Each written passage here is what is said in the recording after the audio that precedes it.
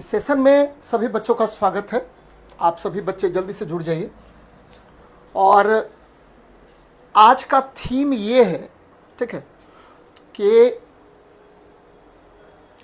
पढ़ने का कोई औचित्य है नहीं बच्चे। पढ़ना जो है ना, पढ़ना सबसे इम्पॉर्टेंट काम है। और जो मैं डिस्कशन आपको करवा रहा हूँ, अगर उस डिस्कशन को थोड़ा सा नोट डाउन आप लोग करते होंगे और कंसेप्ट के साथ अगर पढ़ेंगे तो यकीन मानिए कि सफलता आपसे दूर जा नहीं पाएगा। तो आज के सेशन का पहला क्वेश्चन लेते हैं, ठीक है, ज़्यादा बात न करते हुए। यहाँ देखिए, वैसलीन लेपित हुई क्षैतिज स्थिति में जल पृष्ठ पर धीरे से डुबोई जाती है ना, सुई डुबोई जाती है तो वह तैरती हुई प्रतीत होती है। यह घटने का उदाहरण है बच्चे। The Vaseline coated needle is slowly dipped on water surface on a horizontal position, it appears to float. This position is an example of, है ना, किसका उदाहरण है। तो थोड़ा सा देखते हैं इसके पीछे क्या कंसेप्ट है बच्चा लोग, इसके पीछे क्या कंसेप्ट है वो देखते हैं। ये देखिए, एक सुई है ना, ये एक सुई है और ये सुई है बच्चे, निडल है। और इस निडल को आपने वैसलीन से लेपित कर दिया, है ना, वैसलीन से लेपित कर दिया। तो जैसे ही आपने वैसलीन से लेपित किया, है ना, वैसलीन लेपित किया, एकदम समझिए अच्छे से, वैसलीन लेपित कर दिए और इसको जल के सतह पर, याद रखिएगा, जल का सतह, मैं बार बार आपको बताता हूं कि देखिए, जल का जो सतह होता है, ठीक है, उस पर प्रति एकांक लंबाई पर यूनिट लेंथ पर एक फोर्स काम करता है ना, ये फोर्स काम कर रहा है, ठीक है, जिसके कारण आपको जल में तनाव होता है ना। ध्यान में रखिए बच्चे, मैं क्या बता रहा हूं, मैं बता रहा हूं कि जल के ऊपरी पृष्ठ पर, ये जो ऊपरी पृष्ठ है ना, यहां पर क्या होगा आपको, ठीक है, पर यूनिट लेंथ, है ना, ये देखिए, per unit length force act करता है ना। पर यूनिट लेंथ क्या कर रहा है, फोर्स एक्ट करता है। ये देखिए, एकदम याद रखना भाई मेरे, फोर्स एक्ट करता है जिसकी वजह से, है ना, द्रव का ऊपरी पृष्ठ तना प्रतीत होता है। याद रखना है, मैंने क्या कहा कि जल के ऊपरी पृष्ठ पर, upper surface of layer of liquid या वाटर, आपको क्या होगा, force acting per unit length, और इसे ही आप पृष्ठ तनाव कहते हैं। कोई बात नहीं। अब देखिए, जैसे ही ये आपको क्या बच्चे, ये हमने दिया, कौन सा, ये है आपका वैसलीन लेपित, हमने यहां पर डाल दिया किसको, तो वैसलीन लेपित एक हमने सुई को डाल दिया है। तो जैसे ही हमने सुई को डाला तो आपको ये वैसलीन क्या करेगा, तो जल को इससे संपर्क में नहीं आने देगा। ध्यान में रखना है, जल को इसके संपर्क में नहीं आने देगा और इसके तने पृष्ठ पर यह आपको क्या होगा, स्थिर रहेगा और ये तैरता रहेगा। फिर से मैं रिपीट कर रहा हूं, ठीक है, क्या मैं रिपीट कर रहा हूं कि वैसलीन के कारण, वैसलीन लेपित होने के कारण सुई जो है, सुई आपको जल के संपर्क में नहीं आ पाएगा, ठीक है, जिसकी वजह से इसको भिगो नहीं पाएगा, जिसकी वजह से आपको इस तने पृष्ठ पर, यानी अपर सरफेस ऑफ लिक्विड जो है, जो क्या है, स्ट्रेस्ड है बच्चे, इस पर आपको तैरता हुआ प्रतीत होगा। ध्यान में रखना, ये बहुत इंपॉर्टेंट कंसेप्ट है ना। ये किसकी वजह से हुआ, सरफेस टेंशन की वजह से हुआ। और मैंने फिर से रिपीट करना है बच्चे, क्या रिपीट कर रहा हूं कि देखिए, जब, है ना, जब, ठीक है, तने हुए, है ना, तने हुए मतलब क्या हुआ, स्ट्रेस्ड, एकदम याद रखिएगा, स्ट्रेस्ड सरफेस किसका, तो बच्चे तने हुए, ठीक है, तने हुए द्रव के ऊपरी पृष्ठ पर, द्रव के ऊपरी पृष्ठ पर, है ना, तने हुए द्रव के ऊपरी पृष्ठ पर, ऊपरी पृष्ठ पर, एकदम याद रखना भाई मेरे, ऊपरी पृष्ठ पर, ठीक है, आपको क्या डाल रहे हैं, वैसलीन लेपित सुई डालते हैं। एकदम याद रखना, वैसलीन लेपित सुई डालते हैं, एकदम कंसेप्ट कभी भूलिएगा ही नहीं आप। वैसलीन लेपित सुई डालते हैं तो क्या हो जाएगा, सुई डालते हैं, है ना। तो मैंने दो शब्द यहां पर यूज किया, ये जल इसको नहीं भिगोएगा या द्रव इसको नहीं भिगोएगा तो ये तैरता हुआ प्रतीत होगा। जैसे ही जल इसको भिगो देगा तो क्या होगा, तो यहां से जो फोर्स लग रहा था, ये फोर्स का मान घट जाएगा और ये इसमें डूब जाएगा, है ना। तो जब तने हुए द्रव के ऊपरी पृष्ठ पर वैसलीन लेपित सुई डालते हैं, ठीक है, फिर मैंने क्या कहा, जब तक, है ना, एकदम याद रखिएगा, जब तक वैसलीन लेपित सुई को जल नहीं भिगोता है। वैसलीन लेपित सुई, याद रखना भाई मेरे, लेपित सुई को द्रव नहीं भिगोता है, सुई को द्रव नहीं भिगोता है, नहीं भिगोता, एकदम ध्यान में रखना भाई मेरे, नहीं भिगोता है। यह पृष्ठ तनाव के कारण, किसके कारण? पृष्ठ तनाव के कारण, ड्यू टू सरफेस टेंशन, पृष्ठ तनाव के कारण, एकदम ध्यान में रखना है, कारण तैरता है, याद रखना है। भिगो देगा तो डूब जाएगा, याद रखिएगा, भिगो देगा तो क्या होगा? भिगो देगा तो भाई मेरे ये डूब जाएगा, तो डूब जाएगा, है ना, डूब जाएगा। चलिए अच्छी बात है। अब देखिए यहां से जाएगा, याद रखना भाई मेरे। अब यहां से क्या क्या होगा? इस प्रश्न का आंसर मैंने पहले ही बता दिया है, पृष्ठीय तनाव होगा, सरफेस टेंशन होगा। और मैंने एक चीज और बताया भाई मेरे कि सरफेस टेंशन बराबर क्या होता है? फोर्स अपॉन लेंथ होता है, एकदम याद रखिएगा। और क्या होगा? तो भाई मेरे यहां पर क्या होगा? सरफेस एनर्जी अपॉन एरिया भी होगा, है ना, याद रखना। ये दोनों फॉर्मूला आपको याद रखना है, सरफेस एनर्जी अपॉन एरिया होता है। केशिका क्रिया क्या होता है?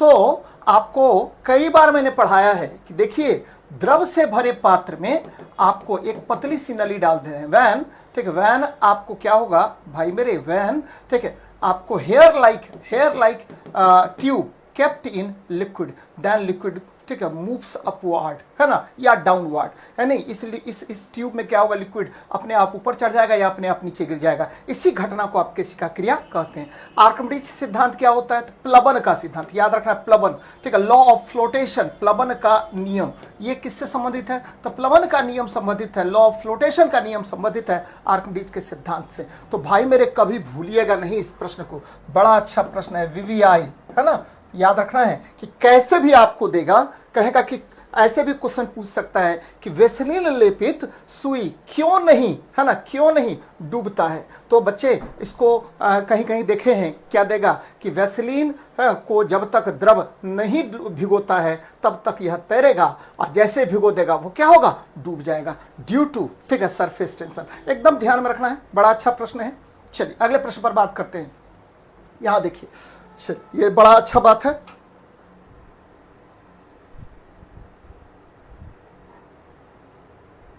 ऐसे चलेगा सर जी? मेरा तो क्लास एकदम कंटिन्यू होता है, दूसरे के विषय में मुझे पता नहीं भाई मेरे, हाँ, मुझे अपने विषय में पता है। और कभी कभी क्या होता है ना, कभी कभी क्या होता है, मेरी क्लास जो भी कैंसिल होगी, है ना, वो अगले दिन 8 बजे सुबह में है, जैसे कल का शेड्यूल लगा हुआ 8 बजे सुबह। कभी कभी क्या होता है कि व्यक्ति की तबीयत खराब रहती है, तो आपको टीचर भी क्या है? मनुष्य है ना, और मंडे टू संडे आपको ड्यूटी देना होता है। तो मंडे टू संडे एक भी दिन क्या है? ऑफ नहीं है आपका डिस्कशन, है ना, चाहे वो डेली का डिस्कशन हो या 9th-10th का हो या आपको क्या है बच्चे 6 to 8 का हो, तो लगातार डिस्कशन है। तो कभी कभी क्या होता है कि ऑफ करना पड़ता है, लेकिन मेरा डिस्कशन रेगुलर वे में आपको होता है। तो आप कहीं भी मेरे से प्रश्न एकदम कर सकते हैं और मैं आपके सभी सवालों का जवाब दूंगा और चलेगा, है ना, मेरे क्लास में चलेगा भाई, आपके सभी प्रश्नों का आंसर मैं दूंगा। चलिए इस प्रश्न को देखते हैं। किस बिंदु पर फ़ारेनहाइट तापक्रम सेंटीग्रेड तापक्रम का दोगुना होता है? याद रखिए, फ़ारेनहाइट क्या हो रहा है? सेंटीग्रेड का दोगुना, है ना, 2C कह रहा है, यानी F बराबर क्या कह रहा है? 2C। क्वेश्चन में कह रहा है भाई, क्या कह रहा है? F बराबर 2C कह रहा है, किसमें? क्वेश्चन में। तो आप सभी बच्चों को पता है, क्या पता है? C/100 सर बराबर F - 32 क्या 180, ठीक है। ये देखिए, ये अच्छी बात है। और यहाँ देखिए मैं कर रहा हूँ इसको, क्या इसको कर दीजिए 20×500 20×9 से, और क्रॉस मल्टीप्लिकेशन कर दीजिए 9C 5 है ना, -160। अब देखिए क्या है भाई मेरे, F बराबर 2C है ना, F बराबर 2C है, तो पुट कर दीजिए F बराबर 2C इस इक्वेशन में पुट कर दिया हम, ठीक है। आप सभी ज़्यादा बेहतर तरीके से कैलकुलेशन करते हैं। तो 9C बराबर क्या हुआ? 10C माइनस क्या 160, तो इसको इधर कर दीजिए, उसको उधर कीजिए, दिस इंप्लाई C बराबर क्या हुआ 160 डिग्री सेल्सियस। तो आंसर आपको एकदम क्लियर है। तो क्वेश्चन जिस तरह से आपको फ्रेम करेगा उसी तरह से आपका आंसर तुरंत बन जाएगा। एक चीज और आपको जाननी चाहिए, बराबर आपसे क्वेश्चन पूछता है, यहां पर ध्यान में रखना है कि ये 3-4 चीजें और नोट डाउन कीजिए। ये जरूरी नहीं है कि आप कितना ये कर रहे हैं, लेकिन ये जरूरी है कि आप जब डिस्कशन करते हैं तो रेगुलर वे में कॉपी कलम अपने सामने रखिए और नोट डाउन कीजिए सर क्या बता रहे हैं। तो डिग्री सेल्सियस बराबर डिग्री फ़ारेनहाइट, आप सभी बच्चों को पता है -40 पर होता है। आप सभी बच्चों को पता है क्या कि याद रखना है, बहुत इंपॉर्टेंट है कि केल्विन जो है 0 केल्विन बराबर क्या होता है, ये ओके नहीं है भाई, ये 0 केल्विन है, बराबर -273.15 डिग्री सेल्सियस होता है। आप सभी बच्चों को पता है क्या कि डिग्री फ़ारेनहाइट और ठीक है आपको केल्विन ये बराबर होता है 574.25 पर।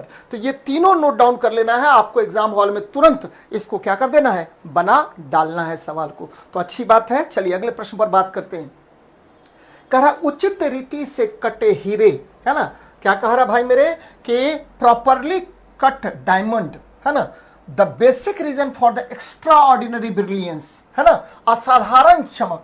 तो आप सभी को पता है कि जैसे हीरा आता है यानी डायमंड आता है, तो 3 बातें आप बहुत अच्छे से जानते हैं हीरा के विषय में। पहली बात क्या कि एकदम याद रखना है, सबसे कठोर पदार्थ, याद रखना सबसे कठोरतम पदार्थ, है ना, कठोरतम पदार्थ कौन है, तो आपका हीरा है, यानी हार्डेस्ट मटेरियल, एकदम याद रखिएगा इसको, हार्डेस्ट मटेरियल है, हार्डेस्ट मटेरियल होता है कौन, तो आपका हीरा। बहुत अच्छी बात है, हार्डेस्ट मटेरियल है। दूसरी बात आपको याद रखना है कि रवादार अपरूप है, रवादार अपरूप, रवादार कार्बन के अपरूप है ना, और यानी कार्बन का अपरूप मतलब क्या हुआ, तो क्रिस्टलाइन एलोट्रॉप्स है, क्रिस्टलाइन क्या है, तो एलोट्रॉप्स, किसका, तो कार्बन का, एकदम ध्यान में रखिए भाई, है ना। तीसरी बात हो गई, और दूसरी बात हो गई, तीसरी बात क्या हो गई जो बड़ा इंपॉर्टेंट है, बराबर आपसे क्वेश्चन पूछेगा, हेक्सागोनल स्ट्रक्चर होता है, षट फलकीय संरचना नहीं होता भाई मेरे, इसका चतुष्फलकीय संरचना होता है, चतुष्फलकीय टेट्राहाइड्रल स्ट्रक्चर होता है, चतुष्फलकीय संरचना होगा, एकदम ध्यान में रखिएगा, है ना, संरचना होता है, इसको बोलते हैं टेट्राहाइड्रल स्ट्रक्चर, टेट्राहाइड्रल स्ट्रक्चर होता है, एकदम याद रखना है, बराबर आपसे क्वेश्चन यहां पर पूछता है ये सब। और सबसे इंपॉर्टेंट बात क्या कि इसका अपवर्तनांक सबसे अधिक होता है। अपवर्तनांक क्या होगा, सबसे अधिक डायमंड का होता है 2.42, है ना, ये देखिए नंबर होता है, आपको मैंने कई बार कहा है कि अपवर्तनांक केवल नंबर होता है ना, नंबर होगा। और ठीक है, क्रिटिकल एंगल याद रखना है, क्रिटिकल एंगल जो होता है वह ठीक है कितना होगा, तो 24 डिग्री होता है, एकदम याद रखिएगा 24 डिग्री होगा। और हीरा अत्यधिक चमकदार होता है, एकदम याद रखिएगा किसकी वजह से, तो ठीक है क्रिटिकल एंगल के कम और अपवर्तनांक के अधिक होने के कारण। ध्यान में रखिए बच्चे, यहां देखिए मैं क्या बता रहा हूं, ये देखिए ये हीरा है, ये आपका क्या है, तो हीरा है, ध्यान में रखिए भाई मेरे, ये आपका क्या हो गया, तो हीरा है ना, याद रखना है। अब क्या है कि मैंने क्या कहा, दो कारण से, तो कहीं से भी चूंकि क्रिटिकल एंगल इसका बहुत कम है, तो कहीं से भी अगर इसमें रेज प्रवेश करेगा तो याद रखना है कि क्रिटिकल एंगल के कारण उसका TIR हो जाएगा, क्या हो जाएगा, TIR, टोटल इंटरनल रिफ्लेक्शन होगा, यहां से प्रवेश कर रहा है मान लीजिए, तो क्रिटिकल एंगल और किसकी वजह से, तो अपवर्तनांक के अधिक होने से, फिर देखिए TIR हो जाएगा, फिर देखिए यहां से प्रवेश कर रहा है तो फिर TIR हो जाएगा, याद रखना है टोटल इंटरनल रिफ्लेक्शन हो जाएगा, जिसकी वजह से हीरा क्या होगा, चमकदार दिखेगा, एकदम ध्यान में रखना, हीरा चमकदार दिखेगा। तो हीरा के चमकदार होने के कितने कारण, तो होने के कारण केवल 2, है ना, याद रखना है, ठीक है, होने के लिए तो बहुत सारे कारण, लेकिन आपको केवल 2। पहला क्रिटिकल एंगल कम, है ना, क्रिटिकल एंगल क्रांतिक कोण कम होता है, ये ध्यान में रखना है, क्रांतिक कोण क्या हुआ, कम होगा, ठीक है, कम होगा, एकदम याद रखना है। दूसरा क्या होगा, तो आपको अपवर्तनांक डायमंड का ये बहुत ज्यादा होगा, है ना, क्रिटिकल एंगल क्या हुआ, कम, देखिए मैंने ऐसे बनाया, कम है, कम होना पड़ेगा, क्रिटिकल एंगल कम होना पड़ेगा, लेकिन अपवर्तनांक आपको ज्यादा होना पड़ेगा। और ठीक है, अच्छे से तराशा गया, याद रखना भाई मेरे, अच्छे से तराशा गया हीरा, अच्छे से तराशा गया, अगर अच्छे से नहीं तराशा जाएगा तो भी ये चमकदार नहीं होगा। लेकिन अगर पूछे कि एक महत्वपूर्ण कारण कौन है, तो भाई मेरे आपको अपवर्तनांक का अधिक होना। चलिए हम अच्छे से फिर से प्रश्न पर आते हैं। अब कह रहा अति उच्च पार, देखिए हीरा पारदर्शी होता, ध्यान में रखिएगा कि डायमंड इज, ठीक है, ट्रांसपेरेंट। ये बहुत इंपॉर्टेंट बात है। डायमंड क्या होगा? ट्रांसपेरेंट होगा, कभी भूलिएगा नहीं। डायमंड आपका ट्रांसपेरेंट होता है, पारदर्शी होता है, लेकिन ये कारण नहीं है चमकदार का। इसका अति उच्च अपवर्तनांक, अपवर्तक सूचकांक, ये इंपॉर्टेंट है भाई मेरे। यह बहुत कठोर होता है, ये चमकदार होने का कारण नहीं है। कह रहा है क्या कि असाधारण चमक का कारण क्या होगा? तो मैंने बताया क्रिटिकल एंगल, मैंने बताया, ठीक है, आपको अपवर्तनांक, तीसरा मैंने बताया अच्छे से तरासा जाएगा, है ना। तो ध्यान में रखिए भाई मेरे, बहुत बहुत इंपॉर्टेंट है। और आंसर आप एकदम बेधड़क मार दीजिए, कौन सा? B number. चलिए, तो ये याद रखना है। और मैं बार बार आप सभी बच्चों को बता रहा हूं कि जो मैं बताता हूं उसको एकदम देखनी चाहिए आपको, खूब अच्छे से देखिए। यहां देखिए इस प्रश्न क्या है, यह क्या मुख्य कारण है कि एक आंख की अपेक्षा दो आंख का होना अधिक उपयुक्त है? कितना अच्छा सवाल है ना। चलिए, तो देखिए कितना मस्त सवाल है। क्या कह रहा है कि एक आंख की अपेक्षा दो आंख। अच्छा, दो आंख जो है ये क्या काम करेगा भाई मेरे? दो आंख, ठीक है, दो आंख के कारण, है ना, कारण क्या क्या हो सकता है ये पहले हम लोग जान लेते हैं। दो आंख के कारण, ठीक है, आपको ड्यू टू टू आईज, है ना, टू आईज के कारण क्या होगा?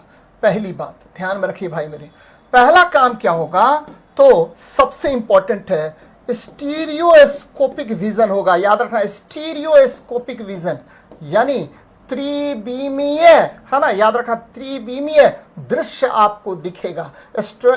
स्टीरियोस्कोपिक विजन की बात मैं कह रहा हूं, यानी क्या मैंने कहा कि त्रिविमीय, है ना, आपको दृश्य, है ना, दृश्य दिखेगा, है ना, याद रखना है।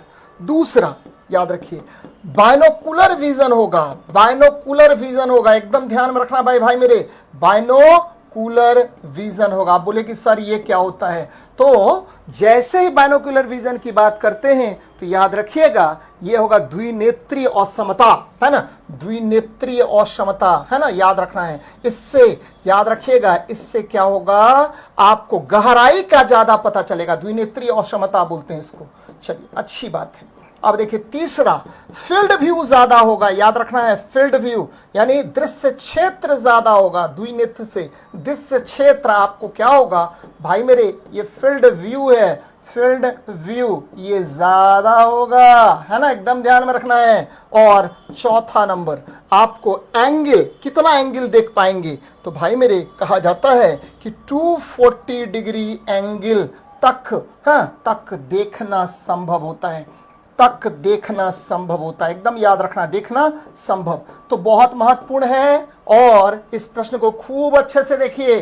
कह रहा है कि दो आंख के कारण, पहला तो त्रिविमीय दृश्य, जिसकी वजह से आपको क्या पता चलेगा? ध्यान में रखिएगा, दूरी, है ना, दूरी, चाहे वो वाई एक्सिस में हो, चाहे एक्स एक्सिस में हो या जेड एक्सिस में हो, एग्जैक्ट पता चलेगा कितनी दूर पर है। और बाइनोकुलर विजन, गहराई का पता चलेगा, याद रखना है, गहराई का पता चलेगा। और कितना फील्ड व्यू आप देख सकते हैं ये पता चलेगा। और एंगल का पता चलता है दो आंखों से देखने पर। तो अब आते हैं दो आंखों के कारण। प्रश्न पर आइए, what is the main reason why having two eyes is better than having one, है ना। तो दो आंखों के कारण रंग आसानी से, रंग पहचानने के लिए भैया आपके रेटिना में कोन्स होता है। क्या होता है? कोन्स होता है, याद रखिएगा, कोन्स होगा, जिसको शंकु कहते हैं, शंकु कहा जाता है, एकदम ध्यान में रखिएगा। इसके कारण आप रंग दृष्टि का एहसास या पता चलता है। दो आंखों के कारण हम अंधेरे में आप नहीं देख सकते हैं।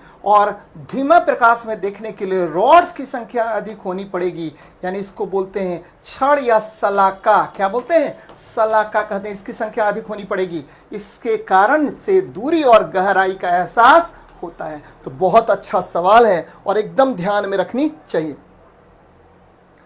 सर भारी भारी हो रहा है तो इसका डिस्कशन यहीं कीजिए भाई, है ना। चलिए अगले प्रश्न पर बात करते हैं।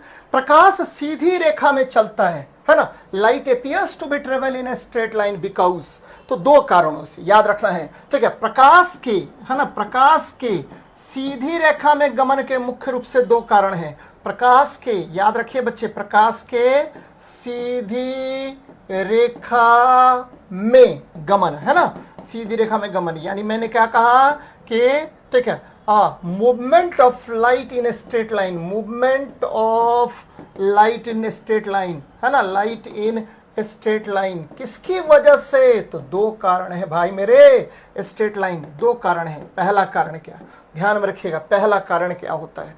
तो भाई आपको याद रखना है वेव, हाँ, वेव प्रॉपर्टी, तरंग गुण। याद रखिएगा प्रकाश तरंग है, इसलिए वह सीधी रेखा में गमन करती है। अगर प्रकाश तरंग नहीं होता तो ये सीधी रेखा में गमन नहीं करता, है ना, पहला कंसेप्ट भाई। दूसरा क्या है कि इसका तरंगदैर्ध्य वेवलेंथ कम होगा, तरंगदैर्ध्य कम, याद रखना भाई मेरे, तरंगदैर्ध्य यानी वेवलेंथ कम होगा, इसीलिए प्रकाश सीधी रेखा में गमन करेगा। अनलेस लाइट सीधी रेखा में गमन नहीं करेगा। बोलिए कि तरंगदैर्ध्य क्या होगा? काफी कम होगा, काफी कम होगा, जिसकी वजह से तरंग जो है सीधी रेखा में गमन करता है। चलिए अब देखिए क्या कह रहा है कि प्रकाश सीधी रेखा में चलती है ना। याद रखना भाई मेरे, यह छोटे कणों से बनी होती है ना, छोटे कण से प्रकाश बनता है। इसका क्या लेना देना इससे? मैंने कहा कि ये तरंग गुण है ना, प्रकाश का वेग बहुत, इससे कोई लेना देना नहीं है भाई मेरे, है ना। प्रकाश का तरंगदैर्ध्य बहुत छोटा होता है। ध्यान में रखिएगा कि जब भी बोलेगा कि light moves in straight line why, तो आपको एक ही चीज बताना है कि सर ने बताया है कि प्रकाश तरंग है, इसके कारण सीधी रेखा में गमन करती है। दूसरा, प्रकाश का तरंगदैर्ध्य बहुत कम है, इसलिए वह सीधी रेखा में गमन करती है, बाकी कुछ नहीं भाई। तो यह छोटे कणों से बना है। तो ये जो है ना, आपको कौन सा प्रॉपर्टी है बच्चे? तो ये है पार्टिकल नेचर। ध्यान में रखिएगा, इसको पार्टिकल नेचर कहते हैं, है ना, कण गुण कहा जाता है, पार्टिकल नेचर कहते हैं। और प्रकाश का वेग बहुत ज्यादा होता है, और ये c बराबर होता है 1/√μ0 इंटू एप्सिलॉन नॉट, और इसका वैल्यू होता है 3 इंटू 10⁸ मीटर पर सेकेंड होता है। तो बच्चे यहाँ पर एकदम कहीं कोई कोताही नहीं है कि हमारा आंसर हो जाएगा C नंबर, तो एकदम याद रखना है। चलिए एक चीज और याद रखिएगा, प्रकाश के सीधी रेखा में गमन के कारण ही क्या होगा? प्रकाश के सीधी रेखा में गमन के कारण ही दो चीज बनता है भाई मेरे, कारण ही क्या बनेगा? तो कारण ही छाया मतलब शैडो, और ठीक है, शैडो, और एक और चीज बच्चे, प्रतिबिंब बनता है। अगर प्रकाश सीधी रेखा में गमन नहीं करेगा तो ये दोनों का फॉर्मेशन नहीं होगा, प्रतिबिंब बनता है। ध्यान में रखना भाई मेरे, है ना, बहुत अच्छी बात है। चलिए अगले प्रश्न पर बात करते हैं, है ना, बहुत महत्वपूर्ण है। नेक्स्ट देखते हैं, कह सेकेंड के लोलक की काल अवधि कितनी होती है? चलिए सेकेंड्स लोलक, सेकेंड्स पेंडुलम की बात कर रहा है, यहाँ पर सेकेंड्स पेंडुलम की बात कर रहा है। इसका क्या होगा भाई, है ना, ये देखिए एकदम ध्यान में रखिएगा, ये पेंडुलम है ना, ये चला मीन से चला एक्सट्रीम को जाने में कितना समय लगेगा? तो 0.5 सेकेंड, और यहां से यहां आने में कितना लगा? तो 0.5 सेकेंड एक तरफ। दूसरे तरफ कितना लगेगा? तो यहां से यहां तक जाने में 0.5 सेकेंड। फिर यहां से यहां आने में कितना लगेगा? तो भाई इसको भी लगेगा 0.5 सेकेंड। यानी कुल, ठीक है, याद रखना है कि ये मीन पोजीशन है, और यहां से यहां, ठीक है, याद रखिएगा इसको, और यहां से यहां, और यहां से यहां बच्चे, तो इसको आने में कितना समय लगा? तो कुल मिलाकर के 2 सेकेंड समय लगता है। तो सेकेंड्स पेंडुलम की कुल समय अवधि 2 सेकेंड होती है। और पेंडुलम का आवर्तकाल एकदम ध्यान में रखना है, पेंडुलम का जो टाइम पीरियड होता है, ठीक है, पेंडुलम का टाइम पीरियड एकदम ध्यान में रखिएगा, पेंडुलम का आवर्तकाल एकदम ध्यान में रखना भाई मेरे, पेंडुलम का आवर्तकाल, time period of pendulum, time period of pendulum क्या होगा भाई, है ना, आपको पेंडुलम का आवर्तकाल, टाइम पीरियड ऑफ पेंडुलम, ये कितना हो होगा? तो एकदम ध्यान में रखना है, ये होगा T बराबर 2π√L/g, जहां L length of the pendulum है, और ये लेंथ ऑफ द पेंडुलम है, और G क्या है? एक्सेलरेशन ड्यू टू ग्रेविटी है। तो आसान सवाल है, और time period of seconds pendulum कितना, तो 2 सेकेंड होगा। चलिए अच्छी बात है, अगले प्रश्न पर बात करते हैं। बड़ा अच्छा सवाल है। रेडियो तरंगों के विक्षेपण के लिए वायुमंडल में निम्नलिखित स्तरों में से कौन सा स्तर उत्तरदायी है? ये देखिए भाई, ये हम बना रहे हैं, है ना। आपको कौन सा मंडल है, तो ये आपका मंडल है ना। ये है रात में, है ना, रात में, और ये दिन में। एकदम ध्यान में रखना है, दिन में। भाई दिन में जो है ये आयनोस्फीयर है, ध्यान में रखना है। कौन सा स्फीयर है? ये सर बना रहे हैं आयनोस्फीयर, आयनोस्फीयर, आयन मंडल, एकदम ध्यान में रखिएगा। आयन मंडल सर बना रहे हैं। नीचे ये वाला जो लेयर है भाई, इसको आपने कह देना है डी लेयर। और ये जनरली कितना होता है, तो 60 से 90 किलोमीटर, है ना, एकदम याद रखिएगा। और ठीक है, जस्ट इसके ऊपर एकदम याद रखिएगा, है ना, ये आ गया ई लेयर, है ना, ई लेयर आता है 90 से 150 किलोमीटर। याद रखना भाई मेरे, ये दिन के समय में है। ये आ गया कौन, तो ये आ गया F1, है ना। ये आ गया कौन, तो F2। बच्चे ये 150 से ठीक है 250 किलोमीटर, ये 150 से 250 किलोमीटर, एकदम नोट डाउन करके रखना है। सर क्या बता रहे हैं, 150 से 250 किलोमीटर, और F2 हो गया 250 से 600 किलोमीटर के आसपास आप ले सकते हैं। आयन मंडल है।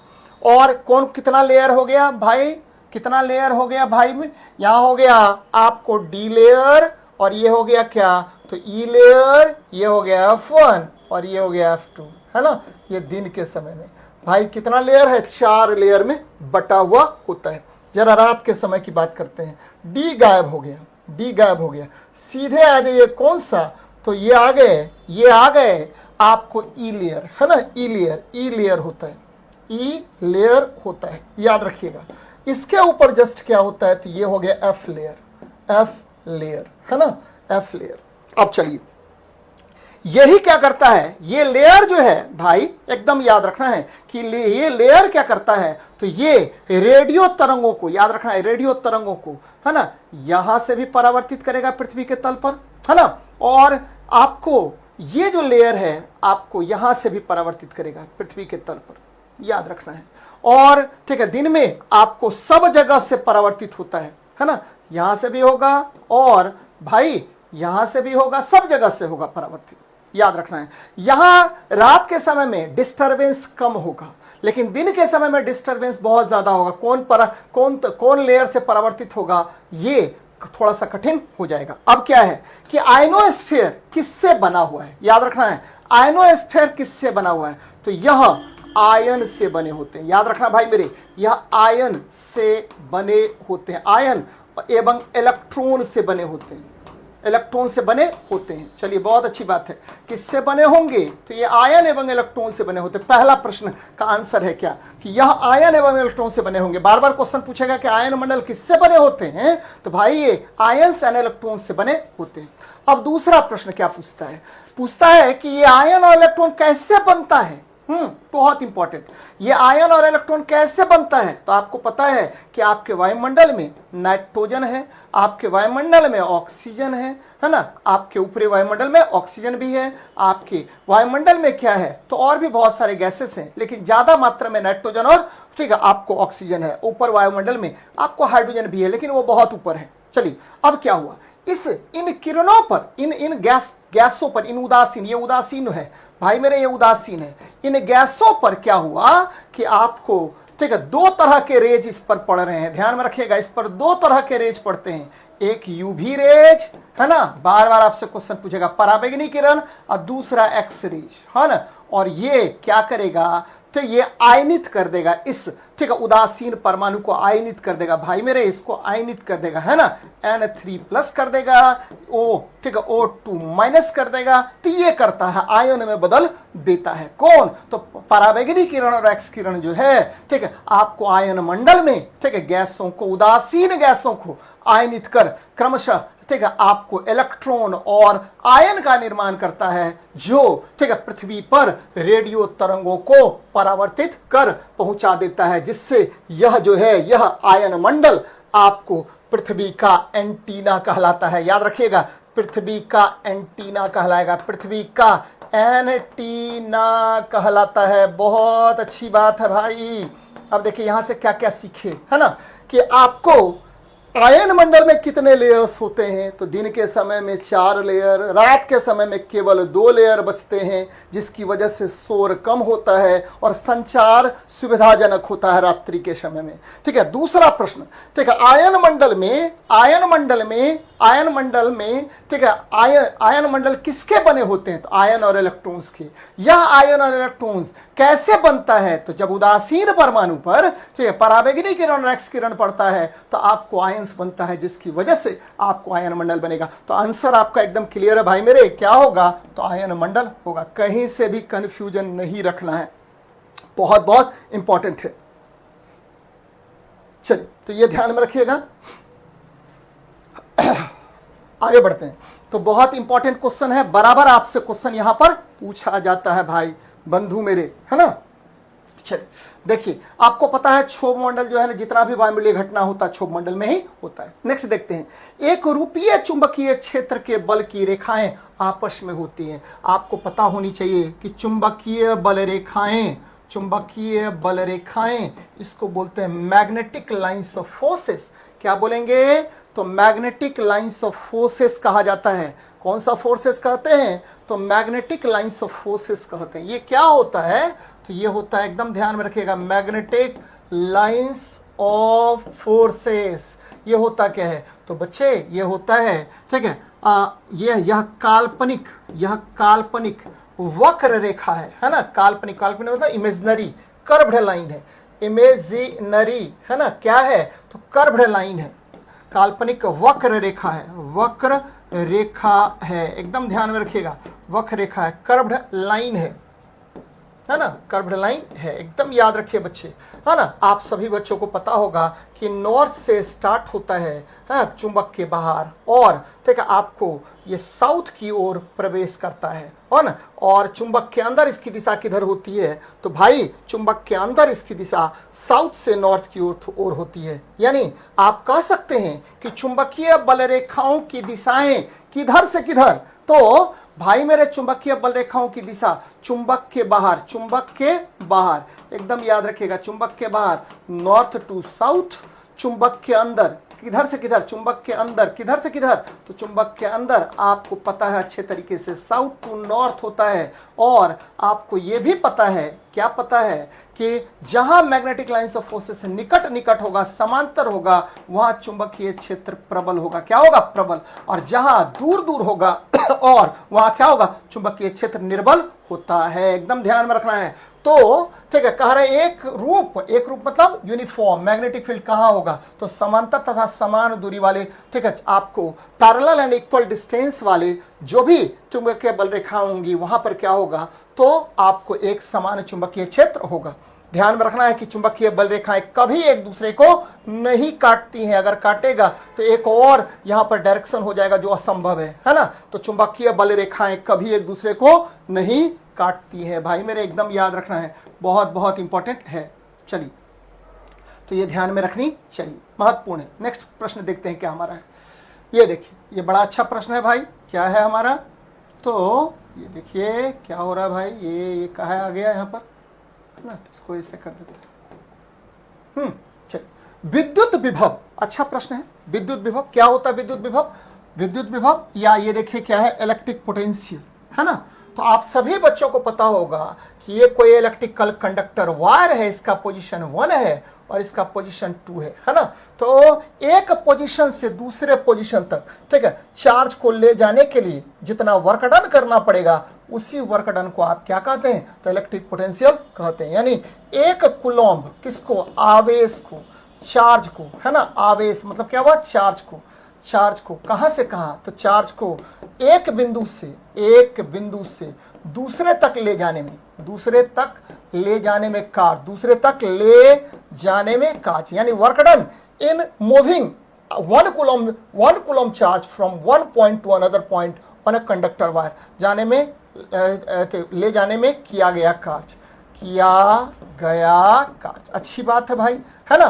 किया गया कार्य को ही आप क्या कहेंगे, पोटेंशियल कहेंगे। और पोटेंशियल याद रखिएगा भी बराबर क्या होता है, तो इलेक्ट्रिकल एनर्जी, है ना, इलेक्ट्रिकल एनर्जी या electrical work done upon charge हो जाएगा, है ना। याद रखना है विद्युत ऊर्जा बटे आवेश, बहुत इंपॉर्टेंट है। विद्युत ऊर्जा बटे आवेश, है ना। डायरेक्ट हम बताते हैं कि विद्युत ऊर्जा बटे क्या हुआ, आवेश हो गया। और जब भी इसकी बात करेंगे तो विद्युत ऊर्जा का मात्रक होता है जूल, है ना, और चार्ज का मात्रक होता है कूलॉम। और जूल पर कूलॉम को आप क्या कहते हैं, तो भाई मेरे आप वोल्ट इसको कहते हैं। क्या कहते हैं, वोल्ट कहते हैं। और ये क्या है, तो किया गया कार्य है, इसीलिए किया गया कार्य हमेशा कौन सी राशि होती है, तो अदिश राशि होती है। ये सदिश नहीं हो सकता है ना, ध्यान में रखिएगा, सदिश नहीं होता, ये वर्क डन है, moving 1 Coulomb of charge from one point two another, एकदम याद रखना है। तो ये है आपको क्या हो जाएगा, केवल एक सही है, ठीक है। ये सदिश संभव नहीं है, वेक्टर क्वांटिटी संभव नहीं है, तो एकदम ध्यान में रखना है, कुछ है ही नहीं। चलिए अगले बात करते हैं, अगले प्रश्न पर। ये देखिए कितना अच्छा सवाल है भाई, देखिए, ठीक है, ध्यान दीजिएगा, आप लोग बहुत गड़बड़ करते हैं। 92 U 232, चलिए इसका आंसर बताइए क्या होगा। चलिए यहां देखिए, आप इसका बताइए जरा, इसका क्या आंसर हो सकता है। औसत रूप में 92 U 235 एक विखंडन में कितने न्यूट्रॉनों का उत्सर्जन करते हैं, है ना। देखिए विखंडन में न्यूट्रॉन का उत्सर्जन एकदम याद रखना है। विखंडन अभिक्रिया में, विखंडन अभिक्रिया में कितना न्यूट्रॉन उत्सर्जित होता है, अभिक्रिया में, ठीक है। न्यूट्रॉनों का उत्सर्जन कितना होगा भाई मेरे, तो एकदम ध्यान में रखिएगा कि न्यूट्रॉनों का उत्सर्जन क्या हो सकता है, तो 2 भी हो सकता है ना, 3 भी हो सकता है, कभी कभी क्या होता है, कभी कभी ध्यान में रखिएगा, कभी कभी क्या होगा, 1 भी हो सकता है, 4 भी हो सकता है और 5 भी हो सकता है। एकदम क्लियर रखिएगा भाई मेरे। अब बोलिएगा सर कहीं गड़बड़ तो नहीं कर रहे हैं ना, नहीं कर रहे भाई, याद रखना है। न्यूक्लियर फिजन रिएक्शन में आपको जो उत्सर्जित न्यूट्रॉनों की संख्या है 2 भी हो सकता है, 3 भी हो सकता है, 1 भी हो सकता है, 4 भी हो सकता है, 5 भी हो सकता है। बोले कि सर थोड़ा सा इसको और एलिब्रेट कीजिए ना, तो हम करते हैं ना। तो 92 U 235, ध्यान दीजिए बच्चे, यहां पर लीजिए और इसको 0N1 लीजिए, न्यूट्रॉन से आघात कर दिए, तो आपको पता है क्या 56 BA 141 अब प्लस क्या 36 KR 92, है ना। ये जनरल इक्वेशन है, आप जानते ही होंगे इसको। यहां 3 न्यूट्रॉन उत्सर्जित हुआ, ये देखिए ये 3 न्यूट्रॉन यहां पर उत्सर्जित हुआ। अब देखिए 92 U 235, अच्छी बात है। फिर ले रहे 0N1, अब देखिए भाई यहां पर क्या होगा, तो ये जेनॉन आ गया, क्या आ गया, जेनॉन। और जेनॉन की परमाणु संख्या 54 होती है, 144। देखिए बोलेगी सर ये कहां से लेके आ गए, तो भाई ठीक है आप एकदम पढ़िए, कहां से ले गए लेके आ गए, ये कोई मतलब नहीं है, मतलब इससे है कि आपको जाननी चाहिए, है ना। चलिए तो जेनॉन ये आ गया 144।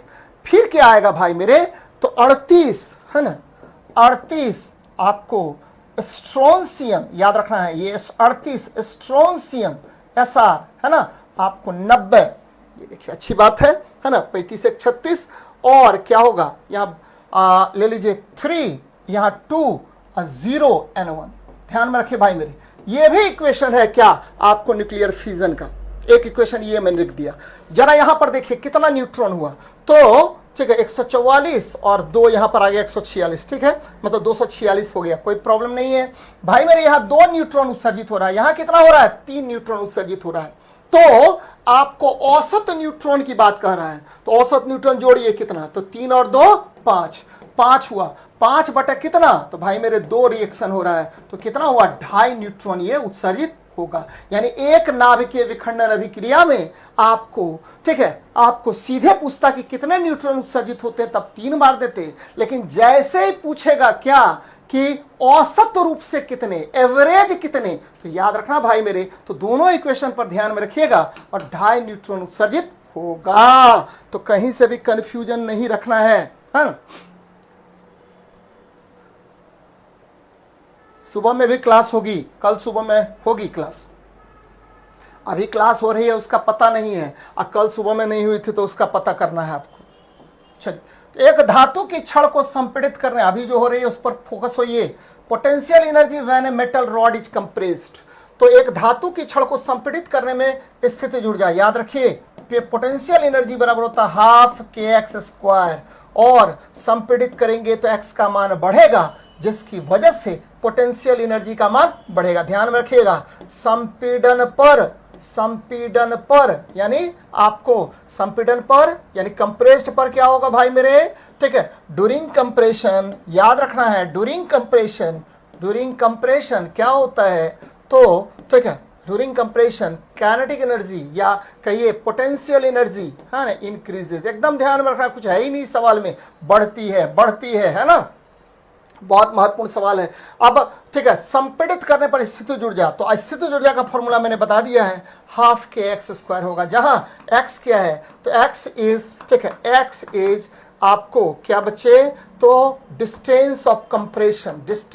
कंप्रेशन है, यानी संपीड़ित दूरी है ना, डिस्टेंस ऑफ कंप्रेशन, जितना ज्यादा डिस्टेंस ऑफ कंप्रेशन बढ़ेगा उतना ज्यादा पोटेंशियल एनर्जी का मान बढ़ेगा। ये क्या है, आपको संपीड़न दूरी है ना, संपीड़न दूरी की बात हम कह रहे हैं। याद रखिएगा कि जितना ज्यादा, और के क्या है बच्चे यहाँ पर, तो के जो है यहाँ पर कांस्टेंट है, कौन सा कांस्टेंट है, तो इसको बोलते हैं के बराबर फोर्स कांस्टेंट होता है ना, फोर्स कांस्टेंट इसको बोलते हैं, बल नियतांक कहा जाता है ना, या स्प्रिंग कांस्टेंट भी इसको कहते हैं। तो याद रखिएगा कि जितना ज्यादा संपीड़न करेंगे उतना ही ज्यादा आपको, ठीक है, किसका, तो पोटेंशियल एनर्जी बढ़ेगा। नेक्स्ट प्रश्न पर बात करते हैं, किसी वस्तु के औसत वेग और औसत गति का अनुपात, the ratio of average velocity and average speed. आसान प्रश्न है ना, आपको पता होनी चाहिए कि ठीक है एवरेज वेलोसिटी या औसत, ठीक है, औसत वेग हमेशा ध्यान में रखना भाई मेरे, औसत वेग क्या होता है, तो औसत वेग होता है विस्थापन बटा समय, है ना, ये नहीं होता है विस्थापन s अब बटा क्या समय क्या हुआ t, है ना, समय t होता है, याद रखिएगा। और आपको ये भी पता होनी चाहिए कि औसत चाल कितना होता है भाई, औसत चाल याद रखिएगा, इसको बोलते हैं एवरेज स्पीड या गति भी कहते हैं इसको, है ना, बराबर होता है, ठीक है, दूरी का बोलते हैं d, है ना, बटे t, है ना, समय क्या हुआ t हो गया। और आपको ठीक है बहुत दिनों से आप पढ़ते आ रहे हैं, क्या पढ़ते आ रहे हैं कि भाई ठीक है विस्थापन जो है वह हमेशा छोटा होगा या बराबर होगा किसके, दूरी के, यानी दूरी जो है हमेशा बड़ा होगा या बराबर होगा किसके, विस्थापन की। दूरी बराबर विस्थापन केवल एक ही कंडीशन में हो सकता है, किस कंडीशन में, तो याद रखना है कि एक ही कंडीशन में दूरी बराबर विस्थापन होगा, जब वस्तु सरल रेखा पर गमन करे, वस्तु सरल रेखा पर गमन करता है तो उस कंडीशन में क्या होता है, ठीक है, पर गमन करता है, if a body moves on A straight line path, तब क्या हो जाएगा आपको, दूरी बराबर विस्थापन होता। बाकी सभी कंडीशंस में क्या होगा कि दूरी बड़ा होगा विस्थापन से। अब आते हैं किसी वस्तु के औसत वेग और औसत गति का अनुपात क्या होगा, तो समय तो खत्म हो गया, बचा क्या, तो बच्चे वहां आपको विस्थापन अब बटे समय बच गया, है ना, बस विस्थापन बटे दूरी बच गया, और इसका वैल्यू क्या होगा, always less than equal to क्या होता है 1 होगा कि नहीं होगा, एकदम सही है भाई, है ना। तो याद रखना है कि ये क्या होगा, या तो 1 हो सकता है या 1 से कम हो सकता है, या तो 1 हो सकता है या 1 से कम हो सकता है, एकदम ध्यान में रखिएगा, बहुत महत्वपूर्ण है। अब बराबर आपसे क्वेश्चन पूछता है ना, तो याद रखिएगा कुछ है ही नहीं। आगे बढ़ते हैं, चलते हुए बस में खड़ा यात्री बस के एकाएक रुकने पर किस ओर गिरता है, तो बचपन से ही पढ़ते आ रहे हैं प्रश्न बच्चे, है ना भाई, इस तरह का प्रश्न हम लोग बचपन से ही बनाते आ रहे हैं, जड़त्व के नियम पर आधारित है, याद रखना है जड़त्व का नियम लॉ ऑफ इनर्शिया पर ये बेस्ड है, और लॉ ऑफ इनर्शिया न्यूटन का पहला गति नियम है, लॉ ऑफ इनर्शिया पर ये बेस्ड है। और आपको पता होनी चाहिए, है ना, क्या पता होनी चाहिए कि चलती हुई बस किसमें है, गति में है, तो व्यक्ति भी गति में होगा, व्यक्ति भी क्या होगा, गति में होगा, उस पर जो व्यक्ति चढ़ा हुआ है, खड़ा यात्री भी गति में होगा, क्योंकि बस आपको गति में है तो वह व्यक्ति भी गति में होगा, इसीलिए गति में है तो आगे की ओर जाएगा, याद रखना है ना। अगर विराम में रहता तो पीछे की ओर जाता है, एकदम कंसेप्ट पकड़िए, कैसे हम कंसेप्ट बताते हैं बच्चे, तो देखिए कौन गति में है, तो आपका बस भी गति में है, दैट्स व्हाई आपका जो पैसेंजर होगा वो भी गति में होगा और गति आगे की ओर होगा ना कि पीछे को। जैसे ब्रेक लगेगा तो आपको ठीक है विरोध करेगा वो विराम का और आगे की ओर गति करने लगेगा। यही कारण है कि जब आप चलती बस से ठीक है नीचे उतरते हैं, आप सभी जानते होंगे जब आप चलती बस से नीचे उतरते हैं तो वो कंडक्टर बोलेगा कि भैया गाड़ी के दिशा में थोड़ा दौड़ लीजिए, है ना। अगर नहीं दौड़िएगा तो भैया क्या होगा, मुंह कान तोड़वा लीजिएगा। तो चलती गाड़ी से उतरने पर गाड़ी की दिशा में कुछ चल लेना चाहिए, एकदम ध्यान में रखिएगा। और ये किस लॉ ऑफ इनर्शिया पर बेस्ड है, तो ध्यान में रखिएगा यह गति का जड़त्व है, गति का जड़त्व होता है, यानी आपको ठीक है इनर्शिया ऑफ मोशन है, इनर्शिया ऑफ मोशन होगा, है ना। तो बच्चे बड़ा इंपॉर्टेंट है, बराबर आपसे क्वेश्चन इस तरह का पूछेगा, तो कहीं से भी कंफ्यूजन नहीं रखना है। हाँ चलिए अगले प्रश्न पर बात करते हैं। ये देखिए बड़ा अच्छा प्रश्न है, कह रहा 2a + b बराबर a to b, है ना। कोई बात नहीं है, मान लेते हैं कि रेट ऑफ रिएक्शन k है ना। रेट ऑफ रिएक्शन देखिए बच्चे क्या है, k है। चलिए अच्छी बात है, ये 2a है तो याद रखिएगा क्या हो जाएगा a पर पावर 2 और क्या हुआ प्लस इंटू क्या भाई, तो इंटू b पर पावर 1, कुछ नहीं है तो 1 है पावर, है ना। इस पर पावर क्या 1 हो गया, कोई प्रॉब्लम नहीं। अब नया रेट ऑफ रिएक्शन याद रखना है, ये प्रोडक्ट की बात कर रहा है ना। तो a to b बन गया है, a to b बन गया है, कोई प्रॉब्लम नहीं। अब का क्या कह रहा है कि एक की सांद्रता को दोगुनी, एक की सांद्रता को कितनी गुनी, 2 गुनी कर देते हैं भाई मेरे। तो 2 गुनी कर दीजिए, नया K1 बराबर सांद्रता K1 मान लेते हैं बराबर रेट ऑफ रिएक्शन K1 बराबर इसका सांद्रता डबल कर दिया गया, तो 2a का पावर कितना 2, है ना, याद रखना है। और क्या हो जाएगा, और क्या हो जाएगा, तो भाई आपको B का सांद्रता ध्यान दीजिएगा, B का सांद्रता कितना आधी कर दी जाती है, तो B का सांद्रता आधी कर दी जाती है। ये देखिए अच्छी बात है, तो क्या कीजिए 2 दूनी 4 हो गया और a पर पावर 2 रहने दीजिए, b को बाहर निकालिए, है ना। तो क्या हो जाएगा 1/2 इंटू क्या b बच्चे, b, है ना, ध्यान में रखिएगा। अब बाहर निकाल रहे हैं 4/2 इंटू क्या हो जाएगा, 1 पावर कितना 2 इंटू क्या b आ गया, है ना। तो ये इसी को बोलते हैं k, है ना, रेट ऑफ रिएक्शन k हो गया, यानी 4/2 को 2 कर दीजिए इंटू k कर दीजिए, यानी पहले का कितना होगा, तो 2 गुनी बढ़ जाएगी, 2 गुनी बढ़ जाएगी। फिर से मैं रिपीट कर रहा हूं भाई, ठीक है। यहां देखिए ये कितना है, तो 2 है ना, या यहाँ भी 2 है, a2 का 2 है, इसीलिए ये प्रोडक्ट से मतलब नहीं है, आपको अभिकारक से ही मतलब है, क्योंकि रिएक्शन होगा तब जाकर के प्रोडक्ट का निर्माण होता है। तो ये रेट ऑफ रिएक्शन की बात कर रहा है। तो यहाँ हमने क्या किया, तो 2 है तो a⁻2 और b है तो b का कुछ नहीं है, तो क्या होगा, तो बच्चे ये पावर 1 ले लिए, कोई प्रॉब्लम नहीं है। और फिर कह रहा है, जो प्रश्न में कह रहा है कि 2 गुनी कर दी जाती है, आधी कर दी जाती है, तो वही काम हम किए हैं और आपको सवाल का आंसर बन गया। तो रेट ऑफ रिएक्शन कितना हो जाएगा, तो याद रखना है कि रेट ऑफ रिएक्शन क्या होता है, या ठीक है आपको अभिक्रिया की दर क्या होता है, अभिक्रिया की दर बराबर होता है कंसंट्रेशन ऑफ ए, है ना, इनटू कंसंट्रेशन ऑफ बी, है ना। तो जितना होगा वो कर देना है भाई, ये ध्यान में रखिएगा। बड़ा अच्छा सवाल है, बहुत ज्यादा पूछा जाता है इस तरह का सवाल। चलिए यहां देखिए, उस यौगिक का पता लगाइए जो विशेष रूप से SN1 तंत्र, अब देखिए ये बड़ा अच्छा बात है भाई, SN1 तंत्र न्यूक्लियोफिलिक प्रतिस्थापन अभिक्रिया, उस पर जोर नहीं देना है, इस पर जोर देना है, प्रतिस्थापन अभिक्रिया, यानी इसको बोलते हैं न्यूक्लियोफिलिक सब्स्टिट्यूशन। ध्यान दीजिए मेरी बात पर, न्यूक्लियोफिलिक सब्स्टिट्यूशन कहते हैं, न्यूक्लियोफिलिक सब्स्टिट्यूशन कहेंगे, है ना, सब्स्टिट्यूशन कहेंगे भाई, सब्स्टिट्यूशन कहेंगे। चलिए अच्छी बात है। कह रहा बेंजाइल क्लोराइड, तो बेंजाइल क्लोराइड मतलब क्या हुआ, पीएच, ये देखिए फिनाइल ग्रुप है, CH2 और क्या हुआ Cl, ये देखिए ये हो गया आपको बेंजाइल क्लोराइड। बेंजाइल क्लोराइड याद रखिएगा, बेंजाइल क्लोराइड का फॉर्मूला हमने क्या लिखा, पीएच, ठीक है, CH2Cl, ये ध्यान रखिएगा, ये फिनाइल ग्रुप है। चलिए अच्छी बात है। क्लोरोबेंजीन, तो क्लोरोबेंजीन का फॉर्मूला हो गया C6H5Cl, ध्यान देते चलिए। अब एथिल क्लोराइड, एथिल क्लोराइड मतलब क्या हुआ, C2H5Cl, इसको थोड़ा सा और इलेबरेट करके लिखिए, है ना, इसको और इलेबरेट करके लिखिए। देखिए CH3 CH2 और Cl।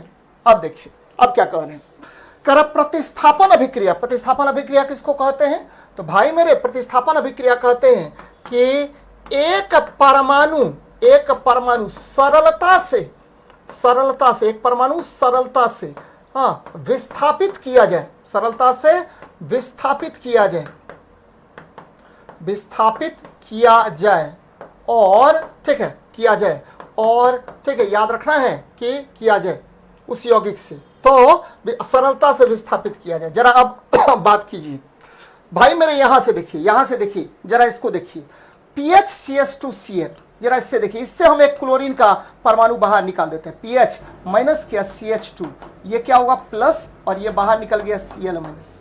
तो ये क्या अस्थायी होगा? नहीं। क्यों? क्योंकि यहां पर देखिए एक जो है CH2 यहां ऑलरेडी पड़ा हुआ है, तो ये उतना ज्यादा अस्थायी नहीं होगा। जरा इस पर बात कीजिए, C6H5Cl, ये देखिए ये क्या होगा? तो भाई इससे एक Cl को बाहर निकालिए, C6H5 है ना, और ये क्या होगा? तो बच्चे फिनाइल ग्रुप ऑलरेडी है और प्लस क्या Cl माइनस में आ गया, बाहर निकल गया है ना। तो ये भी आपको, लेकिन किससे ज्यादा तीव्रता से जुड़ेगा?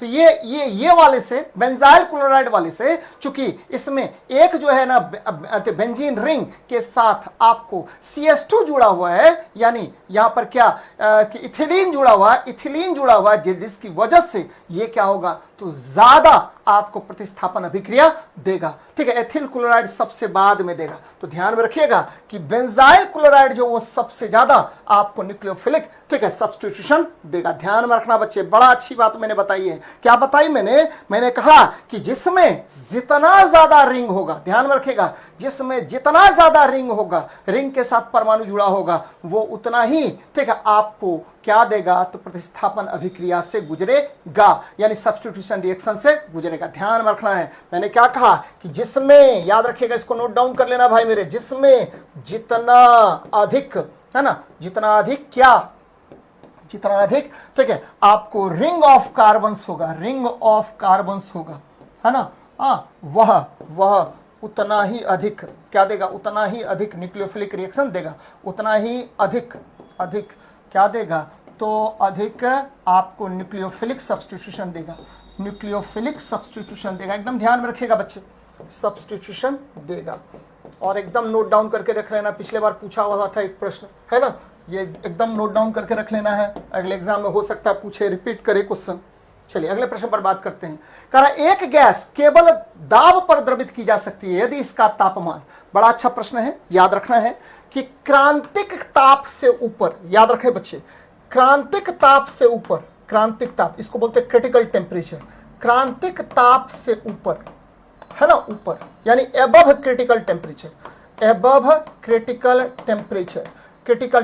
किसी भी गैस को, याद रखिएगा, किसी भी गैस को एबव क्रिटिकल टेम्परेचर है ना, ये क्रिटिकल टेम्परेचर है, क्रांतिक ताप है से ऊपर, किसी भी गैस को चाहे दाब प्रेशर कितना बढ़ा दें, है ना, आप गैस को द्रवित नहीं कर सकते, एकदम ध्यान में रखिए बच्चे, द्रवित नहीं कर सकते हैं। मेरा कंसेप्ट एकदम पकड़िए, क्या मैं कहना चाह रहा हूं, हाँ कर सकते हैं भाई मेरे, फिर से मैं रिपीट कर रहा हूं, क्रांतिक ताप से ऊपर दाब कितना भी बढ़ा दें, ये देखिए दाब कितना भी इंक्रीज करा दें आप, है ना, दाब प्रेशर को कितना इंक्रीज कर दीजिए, गैस को आप द्रवित नहीं कर सकते हैं। एग्जाम्पल के तौर पर ध्यान दीजिए बच्चे, बड़ा अच्छी बात मैं बता रहा हूं, 3 गैस ले रहे हैं, एक ले रहे हैं क्या कार्बन डाइऑक्साइड, है ना, दूसरा ले रहे हैं क्या, एक लीजिए कार्बन डाइऑक्साइड ले लीजिए, दूसरा गैस लेते हैं कौन सा, तो ये देखिए आपको एक और गैस लेते हैं, है ना, CO2 हो गया, एक गैस और लेते हैं, ये लीजिए ऑक्सीजन ले लीजिए, है ना,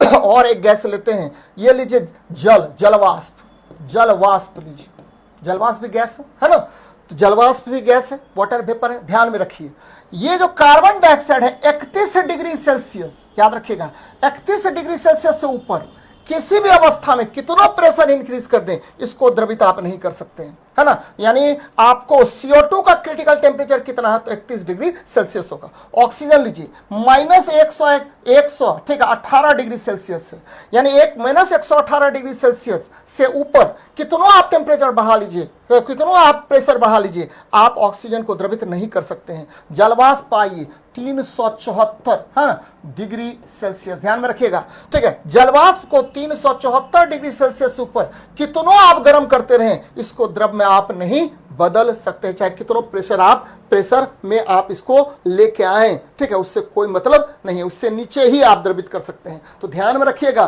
कि एक गैस केवल दाब पर द्रवित की जा सकती है यदि इसका तापमान क्रांतिक ताप से हमेशा क्या होगा, नीचे होगा, है ना। इससे ऊपर होगा तो कभी ये लिक्विफाइड नहीं होगा, इससे एबव होगा तो कभी लिक्विफाइड नहीं होगा, इससे ऊपर होगा तो कभी लिक्विफाइड नहीं होगा, हमेशा लिक्विफाइड इसके नीचे ही होगा। इसी टेम्परेचर को आप क्रिटिकल टेम्परेचर कहते हैं। और लाजवाब कंसेप्ट है भाई मेरे, एकदम याद रखना है इसको, है ना। तो ध्यान में रखिएगा, एक गैस केवल दाब पर द्रवित की जा सकती है यदि इसका तापमान क्रांतिक ताप से नीचे होगा। क्रांतिक ताप से ऊपर कितनों प्रेशर बढ़ा लेंगे ये द्रवित नहीं होगा। बड़ा अच्छा सवाल है, बहुत महत्वपूर्ण है। हमको खुद टाइप नहीं करने आता है, क्या नहीं टाइप करने आता है?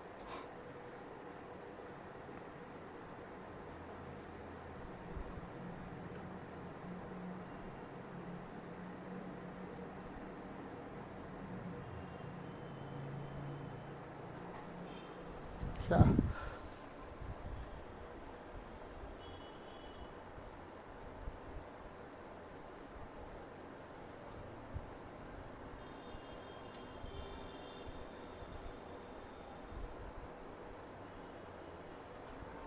ध्यान में रखना है बच्चे, अच्छी बात है, ठीक है। पढ़िए, इधर उधर के बात में रहिएगा तो चले जाइएगा। चलिए, कोल गैस का अवयव नहीं है। कोल गैस का पहले अवयव कौन कौन है? तो कोल गैस का मुख्य रूप से 4 अवयव है। ध्यान में रखना भाई, 3 अवयव है। पहला लीजिए कौन, तो हाइड्रोजन, ये लगभग 50% के आसपास। दूसरा कौन, तो याद रखना है कि ये है आपको मिथेन, मिथेन है, ये लगभग 30 से 35%, है ना। तीसरा आपको कौन है, तो भाई मेरे कार्बन मोनोऑक्साइड है। कार्बन मोनोऑक्साइड ये लगभग 5 से 10% के आसपास होता है ना। याद रखना है कि ये कोल गैस का कंपोनेंट है, इसमें नाइट्रोजन नहीं पाया जाता है ना। कोल गैस में क्या क्या होगा, हाइड्रोजन होगा, मीथेन होगा और कार्बन मोनोऑक्साइड होगा। याद रखना है, बराबर आपसे क्वेश्चन इस तरह का पूछता है। और यहीं पर अगर बात करें, ठीक है, कि याद रखना है ये भी कि कोल गैस का सबसे ज्यादा यूज किस में करते थे। देखिए, कोल गैस को कभी कभी आप क्या कर देते हैं, सिन गैस भी कहते हैं, सिन गैस। देखिए, कोल गैस क्या हुआ, कोल गैस का यूज हम लोग करते हैं किस में, तो बच्चे, ठीक है, आपको ये जो है लाइटिंग उत्पन्न करने में, लाइट उत्पन्न करने में, प्रकाश उत्पन्न करने में, लाइटिंग उत्पन्न करने में। बहुत जगह आपको क्या होगा कि तरह तरह का पेट्रोमैक्स वगैरह जलाया जाता है उत्पन्न करने में। पहले जब क्या बोलते हैं 16वीं 17वीं शताब्दी में जब कोयला का उत्खनन शुरू हुआ तो उस समय में, ठीक है, सबसे ज्यादा इसका उपयोग, कोल गैस का उपयोग किया जाता था। तो जगह जगह पर क्या करने के लिए, तो रात को आग जलाने के लिए, रात को जो है ना रोशनी उत्पन्न करने के लिए इसका उपयोग हम लोग करते हैं। ठीक, मिथेन को आप मार्स गैस कहते हैं। मिथेन को कौन सा गैस कहते हैं, तो मार्स गैस कहते हैं, एकदम ध्यान में रखिएगा। कार्बन मोनोऑक्साइड को आप कहते हैं दम घोटू गैस, दम घोटू गैस कहते हैं। तो बहुत अच्छी बात है, दम घोटू गैस कहते हैं। चलिए आगे बढ़ते हैं। कौन सी धातु जर्मन सिल्वर का हिस्सा है, तो जर्मन सिल्वर का मतलब क्या हुआ, तो जर्मन सिल्वर मिश्र धातु है। ये सब आसान सवाल है। जर्मन सिल्वर क्या होता है, मिश्र धातु होता है। और एक कॉपर, जिंक, CuZn और Ni होता है, CuZn और Ni होता है। याद रखना है, ये तीनों आ गया, तीनों आ गया, यानी आंसर आपको क्या होगा, डी नंबर आपका आंसर होगा। याद रखना, जर्मन सिल्वर में जर्मन नहीं पाया जाता। इसका उपयोग किसमें करते हैं, तो बच्चे याद रखना है कि इसका उपयोग मूर्ति, है ना, मूर्ति और किसमें, तो मूर्ति और, ठीक है, बर्तन के निर्माण में हम करते हैं, बर्तन में करते हैं, एकदम याद रखिएगा। और बहुत सारे मिश्र धातु आपको आजकल यूज होता है, जैसे, ठीक है, ये देखिए बहुत पूछा जाता है टाइप मेटल। टाइप मेटल सबसे ज्यादा आपको पूछा जाता है आपके एग्जाम में। टाइप मेटल क्या होगा, तो याद रखिएगा, ठीक है, कि ये होता है Pb, है ना, Pb, Sb और Sn, लेड, ठीक है, लेड, एंटीमनी और टीना होता है, ठीक है, Pb, Sb और Sn, लेड, ये लेड है, ये एंटीमनी है और ये टीना है, इसका मिश्र धातु होता है। जैसे आजकल खूब पूछता है गन मेटल, है ना, गन मेटल भी आपसे क्वेश्चन पूछेगा, ये किसका मिश्र धातु, तो CuZn प्लस क्या होता है, Sn का मिश्र धातु होता है। तो ये बातें याद रखिएगा। कॉपर जो है बच्चे, कॉपर की परमाणु संख्या 29 होती है। ये डी ब्लॉक एलिमेंट है, याद रखना डी ब्लॉक एलिमेंट होता है। और ये मुद्रा धातु है, डी ब्लॉक एलिमेंट है और मुद्रा धातु होता है ना। जिंक जो है ये 12वें वर्ग का तत्व है और इसे हाइग्रोस्कोपिक मेटल कहते हैं, इसे हाइग्रोस्कोपिक मेटल कहते हैं, हाइग्रोस्कोपिक मेटल कहते हैं, याद रखिएगा। और ये जो निकेल है ये ठीक है आपको 9वें वर्ग का तत्व है, 9वें वर्ग का तत्व, 9वें वर्ग का तत्व है ना।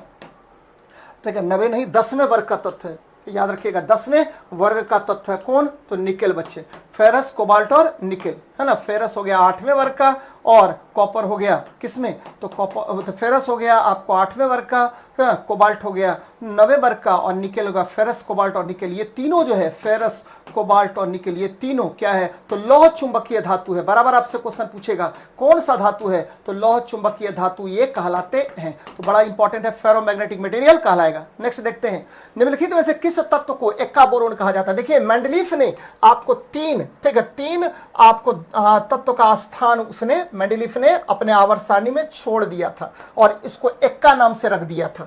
और ये कौन कौन था, तो पहला था एक्का एल्युमिनियम, याद रखिएगा एक्का एल्युमिनियम, है ना। दूसरा तक था क्या, तो एक्का सिलिकॉन, याद रखिएगा एक्का सिलिकॉन। तीसरा क्या था, तो भाई मेरे एक्का, है ना, एक्का बोरोन। एक्का बोरोन मतलब स्कैंडियम, क्या हुआ, स्कैंडियम, है ना। एक्का सिलिकॉन मतलब जर्मेनियम, है ना, जर्मेनियम।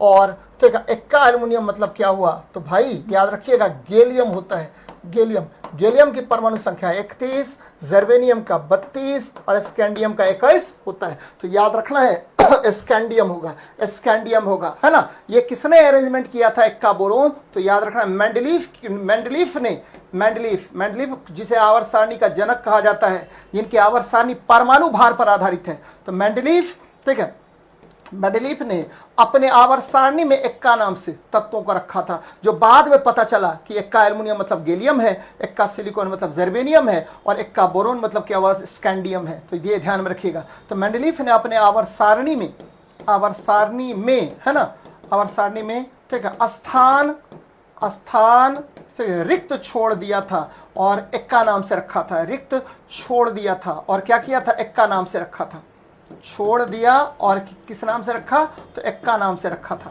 एक्का नाम, है ना, एक्का नाम से रखा था। ध्यान में रखिए बच्चे, बड़ा इंपॉर्टेंट है, बराबर आपसे क्वेश्चन यहां पर पूछता है। चलिए नेक्स्ट क्वेश्चन देखते हैं।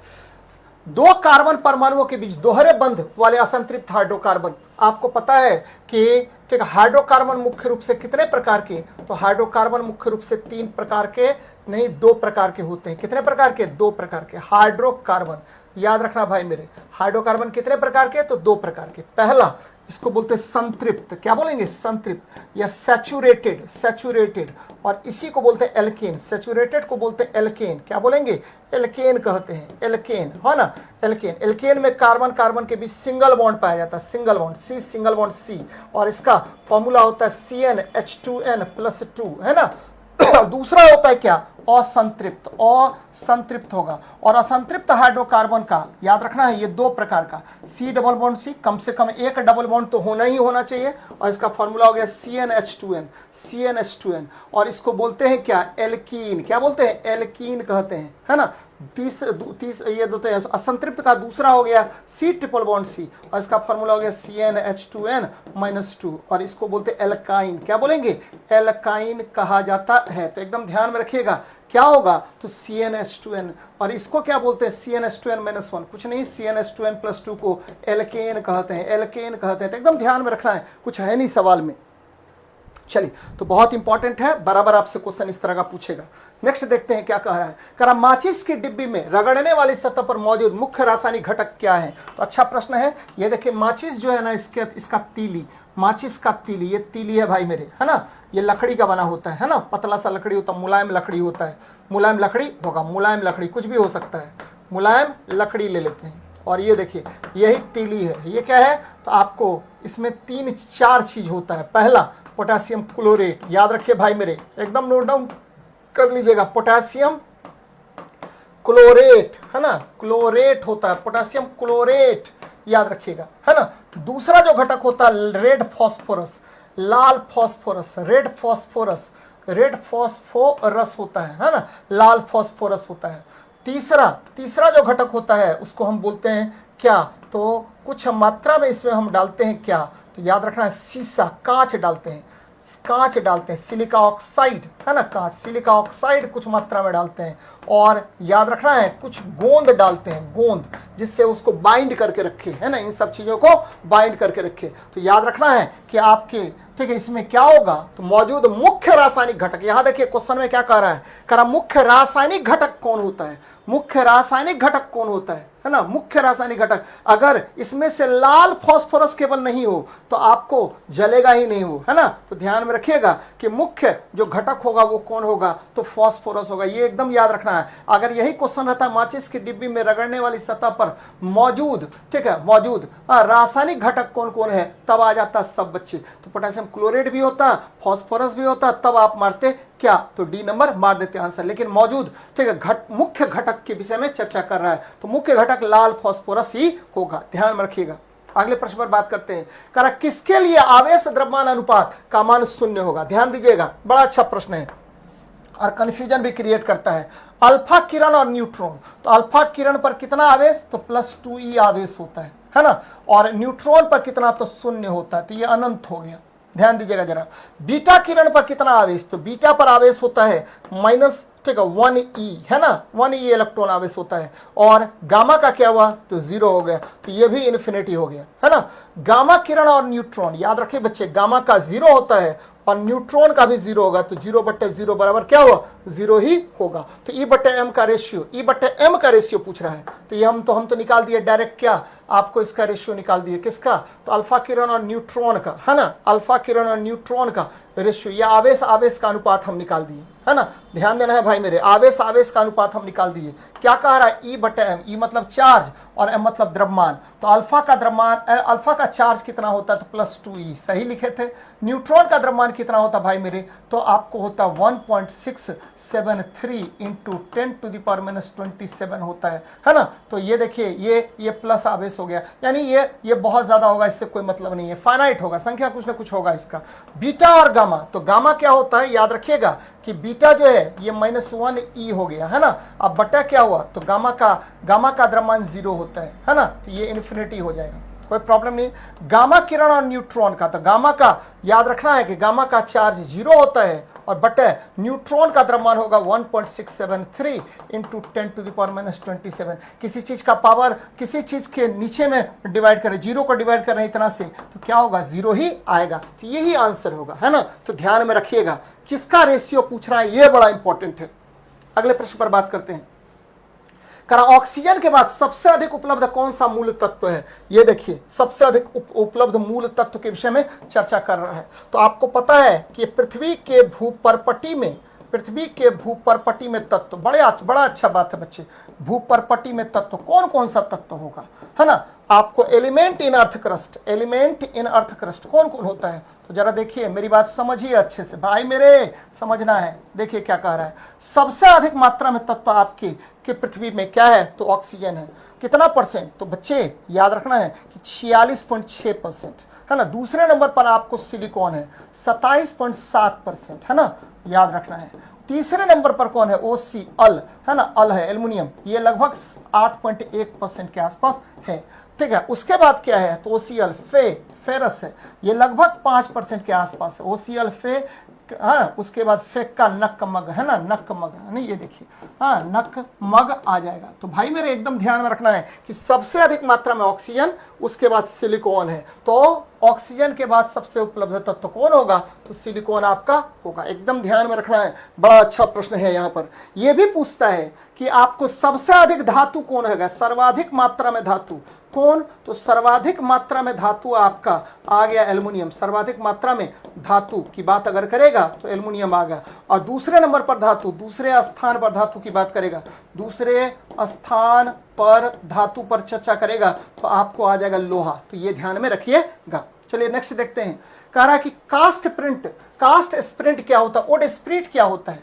तो भाई ये जो ना वुड स्प्रिट, याद रखिएगा कि लकड़ी के, है ना, लकड़ी के भंजक आसवन से, लकड़ी के भंजक आसवन से, है ना, या लकड़ी के आसवन से, कहिए डिस्टिलेशन से, लकड़ी के आसवन से, आसवन से, क्या होता है आसवन से, आसवन से यानी distillation of would.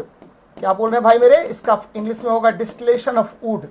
Distillation of would say क्या प्राप्त होता है, तो डिस्टिलेशन ऑफ वुड से आपको वुड स्प्रिट प्राप्त होता है, वुड स्प्रिट प्राप्त होता है, एकदम ध्यान में रखिएगा, प्राप्त होता है। और इसका फॉर्मूला क्या होता है भाई, तो ये होता है CH3OH, और इसको बोलते हैं मिथेनॉल। क्या बोलते हैं, मिथेनॉल कहते हैं, है ना, एकदम ध्यान में रखिएगा, मिथेनॉल कहते हैं या मिथाइल अल्कोहल कहते हैं। फॉर्मूला क्या होगा, CH3OH होगा। और एथिल अल्कोहल को आप क्या कहते हैं, याद रखिएगा, इसे ग्रेन अल्कोहल कहते हैं, ग्रेन अल्कोहल कहते हैं, है ना। याद रखना है कि मेथिल अल्कोहल जो है, इसके पीने से, बड़ा इंपॉर्टेंट है, मेथिल अल्कोहल को पीने से क्या होगा, व्यक्ति अंधा हो जाता है ना। याद रखिएगा मेथिल अल्कोहल, हाँ मेथिल अल्कोहल का उपयोग किसमें करते हैं, तो मेथिल अल्कोहल का उपयोग, ठीक है, आपको ये जो एथिल अल्कोहल है इसको, ठीक है, पीने से अयोग्य बनाने के लिए करते हैं। मेथिल अल्कोहल का उपयोग किसमें, तो भाई मेरे एकदम याद रखना है कि, ठीक है, आपको शराब को पीने से, शराब मतलब इथाइल अल्कोहल को पीने से अयोग्य बनाने के लिए, हम इथाइल अल्कोहल को पीने से अयोग्य बनाने के लिए करते हैं। और अगर पी लिया, ठीक है, तो क्या हो जाएगा, अंधा हो जाएगा, अयोग्य बनाने के लिए करते हैं। बराबर आपसे क्वेश्चन पूछेगा कि मिथाइल अल्कोहल का उपयोग किस में करेंगे, तो मिथिल अल्कोहल का उपयोग हम लोग करते हैं। याद रखना है कि, ठीक है, आपका जो है इथाइल अल्कोहल जो है, हाँ, उसको पीने से अयोग्य बनाने के लिए, है ना। तो एकदम ध्यान में रखिए, कुछ है ही नहीं इस तरह के प्रश्न में।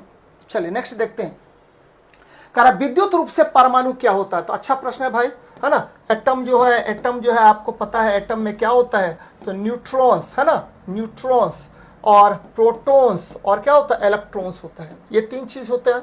इसको मूल कण कहते हैं। क्या कहते हैं, मूल कण कहते हैं। याद रखिएगा, मूल कण क्यों कहते हैं, तो भाई सभी तत्वों के परमाणु में पाया जाता है सिवाय हाइड्रोजन के, याद रखना है। और याद रखना एटम में नंबर ऑफ प्रोटॉन्स, है ना, नंबर ऑफ प्रोटॉन्स बराबर क्या होगा, तो नंबर ऑफ इलेक्ट्रॉन्स होता है ना, नंबर ऑफ इलेक्ट्रॉन्स होता है, और जिसके कारण परमाणु उदासीन होता है। ध्यान में रखिएगा, परमाणु उदासीन होता है ना। चलिए, परमाणु उदासीन होता है। देखिए, एक वैज्ञानिक थे, नाम था थॉमसन, है ना, क्या नाम था, थॉमसन ने ही सबसे पहले, ठीक है, अपने किसमें, प्लम पुडिंग मॉडल में यह सिद्ध किया था कि परमाणु उदासीन होता है। ध्यान में रखिएगा, परमाणु, है ना, एटम न्यूट्रल है, एटम न्यूट्रल है, ये किसने सिद्ध किया था, तो परमाणु उदासीन है। एकदम ध्यान में रखिएगा, परमाणु उदासीन है। यह सिद्ध किया था, यह सिद्ध किया किसने, तो यह सिद्ध किया, ठीक है, आपको जे थॉमसन ने सिद्ध किया, जे थॉमसन ने, है ना, थॉमसन ने किसमें, तो थॉमसन ने कौन सा मॉडल, तो परमाणु का प्लम पुडिंग मॉडल, परमाणु का प्लम पुडिंग मॉडल में उसने सिद्ध किया था, पुडिंग मॉडल में, है ना। ध्यान में रखना भाई मेरे, ठीक है, परमाणु के प्लम पुडिंग मॉडल में यह सिद्ध किया कि परमाणु क्या होता है, उदासीन होता है, ठीक है। याद रखिएगा, बराबर आपसे क्वेश्चन पूछेगा कि परमाणु उदासीन होता है क्यों, तो परमाणु उदासीन होता है, यह सिद्ध किया था जे थॉमसन ने। चलिए, समरफील्ड और बोर का परमाणु मॉडल किनकी व्याख्या करता है। देखिए, समरफील्ड जो है आपको इलेक्ट्रॉन की कक्षा, ध्यान में रखिए बच्चे, इलेक्ट्रॉन की कक्षा के बारे में इसने बताया कि इलेक्ट्रॉन की जो कक्षा होती है, इलेक्ट्रॉन का ऑर्बिट, है ना, इलेक्ट्रॉन का जो ऑर्बिट होता है या कक्षा होता है वह दीर्घ वृत्ताकार होता है। एकदम याद रखिएगा, दीर्घ वृत्ताकार होता है। ये किसने सिद्ध किया, तो ये सिद्ध किया था आपको समरफील्ड ने। और बोर ने क्या बताया, तो बोर ने बताया था कि देखिए, इलेक्ट्रॉन की कक्षा जो होती है, इलेक्ट्रॉन की कक्षा ये कैसा होगा, तो इलेक्ट्रॉन की कक्षा वृत्तीय होती है, ठीक है, सर्कुलर होगा, वृत्तीय होती है। ये किसने कहा, तो ये वृत्तीय होती है, ये कहा था, ध्यान में रखिएगा, ये कहा था बोर ने, है ना। समरफील्ड ने, आपको याद रखना भाई मेरे, समरफील्ड ने, ठीक है, आपको हाइड्रोजन आयन, है ना, फिर देखिए हीलियम आयन, ये जिसमें एक परमाणु है, He2+ आयन है, हीलियम आयन, ठीक है, फिर देखिए भाई मेरे hydrogen ion, helium ion, lithium ion, है ना, 3+, है ना, सब में देखिए एक परमाणु है, ठीक है, hydrogen ion, helium ion, lithium ion, ठीक है, के परमाणु की व्याख्या की, है ना, केवल जिसमें परमाणु की व्याख्या की, ध्यान में रखिएगा, परमाणु की व्याख्या की थी किसने, तो बच्चे आपको, ठीक है, आपका जो है समरफील्ड ने। बोर ने किसकी व्याख्या की थी, तो बोर ने, ठीक है, बोर ने केवल हाइड्रोजन परमाणु, है है ना, हाइड्रोजन परमाणु की व्याख्या की थी, ध्यान में रखिएगा, परमाणु की व्याख्या की। चलिए, तो ये ध्यान में रखना है आपको, यानी एक्सप्लेन ओनली, ठीक है, ओनली हाइड्रोजन एटम। तो बोर इलेक्ट्रॉन की कक्षा वृत्तीय होती है, ये कहा बोर ने, है ना, और ये कैसा वृत्तीय होता है, तो याद रखिएगा अस्थैतिक कक्षा होता है, स्टेशनरी ऑर्बिट होता है, ये कहा था बोर ने, ठीक है, जिसकी ऊर्जा और त्रिज्या दोनों नियत होता है। और ठीक है, बोर ने आपको हाइड्रोजन परमाणु की व्याख्या की थी, लेकिन समरफील्ड ने, ठीक है, हाइड्रोजन आयन, ठीक है, हीलियम आयन और लिथियम आयन के परमाणु की व्याख्या की थी। तो अब देखिए प्रश्न में खोजिए, केवल हाइड्रोजन, गलत बात है, हाइड्रोजन परमाणु का किया था किसने, बोर ने, और समरफील्ड ने हीलियम आयन का किया था। तो बच्चे ये आपका सही है, बी नंबर आपका आंसर हो जाएगा, सभी कैटायंस नहीं होगा, कल मॉर्निंग में होगा भाई 8 बजे। कौन बोल रहा है भाई, जो भी है विकास कुमार जी, कल मॉर्निंग में आपको डिस्कशन होगा उसका 91 नंबर का, सब हो जाएगा। ब्रायोफाइटा में बीजाणु मातृ कोशिका होती है, ध्यान में रखिएगा। अच्छा, ब्रायोफाइटा जैसे ही चर्चा हो तो पादप उभयचर है, याद रखिएगा, पादप उभयचर है ना, एकदम ध्यान में रखिए भाई मेरे, ये पादप उभयचर है। चलिए, अच्छी बात है, पादप उभयचर है, एकदम याद रखिएगा, है ना, ये है आपको पादप उभयचर। क्या हो रहा है, पादप उभयचर है। चलिए, और इसमें क्या क्या आता है, तो भाई मेरे इसमें आता है, याद रखिएगा, इसमें आता है लीवरवर्ट आएगा, है ना, लीवरवर्ट आता है, मॉस आता है, एकदम ध्यान में रखिएगा, लीवरवर्ट आएगा, मॉस आएगा, है ना, और हॉर्नवर्ट आता है, मॉस आएगा और हॉर्नवर्ट आता है, ध्यान में रखिएगा, मॉस आता है, हॉर्नवर्ट आता है, हॉर्नवर्ट आता है, एकदम ध्यान में रखना है भाई मेरे, आता है। चलिए, अच्छी बात है। और याद रखिएगा कि ब्रायोफाइटा में, ये बड़ा इंपॉर्टेंट बात बता रहे हैं, ब्रायोफाइटा में क्या होता है, ब्रायोफाइटा में, और देखा असूत्री, ये देखिए आपको क्या होगा, तो ध्यान में रखना भाई मेरे कि यहां पर अर्धसूत्री विभाजन होता है, अर्धसूत्री विभाजन होता है, अर्धसूत्री विभाजन होता है ना, अर्धसूत्री विभाजन होता है। चलिए, विभाजन होता है जिसके कारण, है ना, जिसके कारण 2n, याद रखिएगा, जिसके कारण क्या होगा, जिसके कारण 2n, ठीक है, आपको मातृ कोशिकाओं का निर्माण बीजाणु में होता है, मातृ कोशिकाओं का निर्माण बीजाणु में होता है, ध्यान में रखिएगा, इसमें क्या होगा, अर्धसूत्री विभाजन होता है जिसके कारण 2n, है ना, 2n मातृ कोशिकाओं का बीजाणु में निर्माण होता है, ध्यान में रखना भाई मेरे, मातृ कोशिकाओं का बीजाणु में निर्माण होता है, एकदम याद रखिएगा, बीजाणु में निर्माण होता है, निर्माण होता है किसमें, तो लीवरवर्ट में या ब्रायोफाइटा में। तो ये देखिए द्विगुणित बनेगा, द्विगुणित बने। अच्छा, त्रिगुणित या पॉलीप्लॉइड किसमें होगा, तो उच्च पादप में, उच्च पादप में आपको क्या होता है, तो त्रिगुणित या ट्रिप्लॉइड होता है। और एकलिंगी जीवों में क्या होता है, ध्यान में रखिएगा, एकलिंगी जीवों में अगुणित होता है या हेप्लॉइड होता है, तो ये ध्यान में रखिएगा, बड़ा अच्छा प्रश्न है। नेक्स्ट देखिए, फ्लोरिडी स्टार्च की संरचना निम्नलिखित में से किसके जैसी होती है, तो फ्लोरिडी स्टार्च में क्या पाया जाता है, ये ध्यान से देखिएगा जरा क्वेश्चन को। फ्लोरिडी स्टार्च जो होता है, ठीक है, ध्यान में रखना है भाई मेरे कि फ्लोरिडी स्टार्च जो होता है वो क्या होता है, पहले ये जान लेते हैं, ठीक है, ध्यान में रखना है कि फ्लोरिडी स्टार्च जो है लाल शैवाल में पाया जाता है, और इसमें ग्लूकोज जो है ग्लाइकोसाइडिक बंध से जुड़ा होता है। ध्यान दीजिएगा, फ्लोरिडी स्टार्च जो है लाल शैवाल में पाया जाता है, लाल शैवाल में पाए जाते हैं, एकदम ध्यान में रखिएगा, शैवाल में पाए जाते हैं, बड़ी अच्छी बात है। और क्या होगा, और मैंने कहा कि ग्लूकोज जो है, ग्लूकोज, ठीक है, आपको ग्लूकोज दो अणु है, मान लीजिए, ये किससे जुड़ा हुआ है, तो ग्लाइकोसाइडिक बंध के द्वारा जुड़ा हुआ है, ग्लाइकोसाइडिक बंध के द्वारा जुड़ा रहता है ना, बंध द्वारा जुड़ते हैं, ध्यान में रखिएगा, बंध द्वारा जुड़ते हैं, है ना, जुड़ते हैं। और यहां देखिए जरा मेरी बात समझिएगा अच्छे से, जुड़ते हैं। और एमाइलोपेक्टिन इसी का बना होता है, फ्लोरिडी स्टार्च का।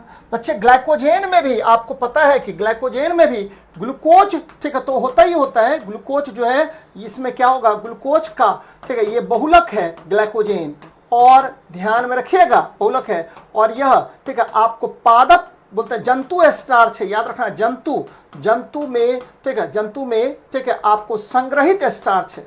संग्रहित स्टार्च को हम क्या कहते हैं? जंतु में संग्रहित स्टार्च को आप एकदम याद रखना भाई मेरे, कहते हैं ग्लाइकोजेन। और ग्लूकोज का बहुलक है, और इसमें क्या पाया जाता है? इसमें अल्फा ग्लाइकोसाइडिक बंध पाया जाता है, अल्फा ग्लाइकोसाइडिक बंध पाया जाता है, एकदम ध्यान में रखिएगा। इसीलिए मनुष्य इसको पचा लेता है। सेलुलोज में जस्ट इसके उल्टा बीटा ग्लाइकोसाइडिक बंध पाया जाता है और मनुष्य इसको नहीं पचा सकता है ना, तो ये ध्यान में रखिएगा।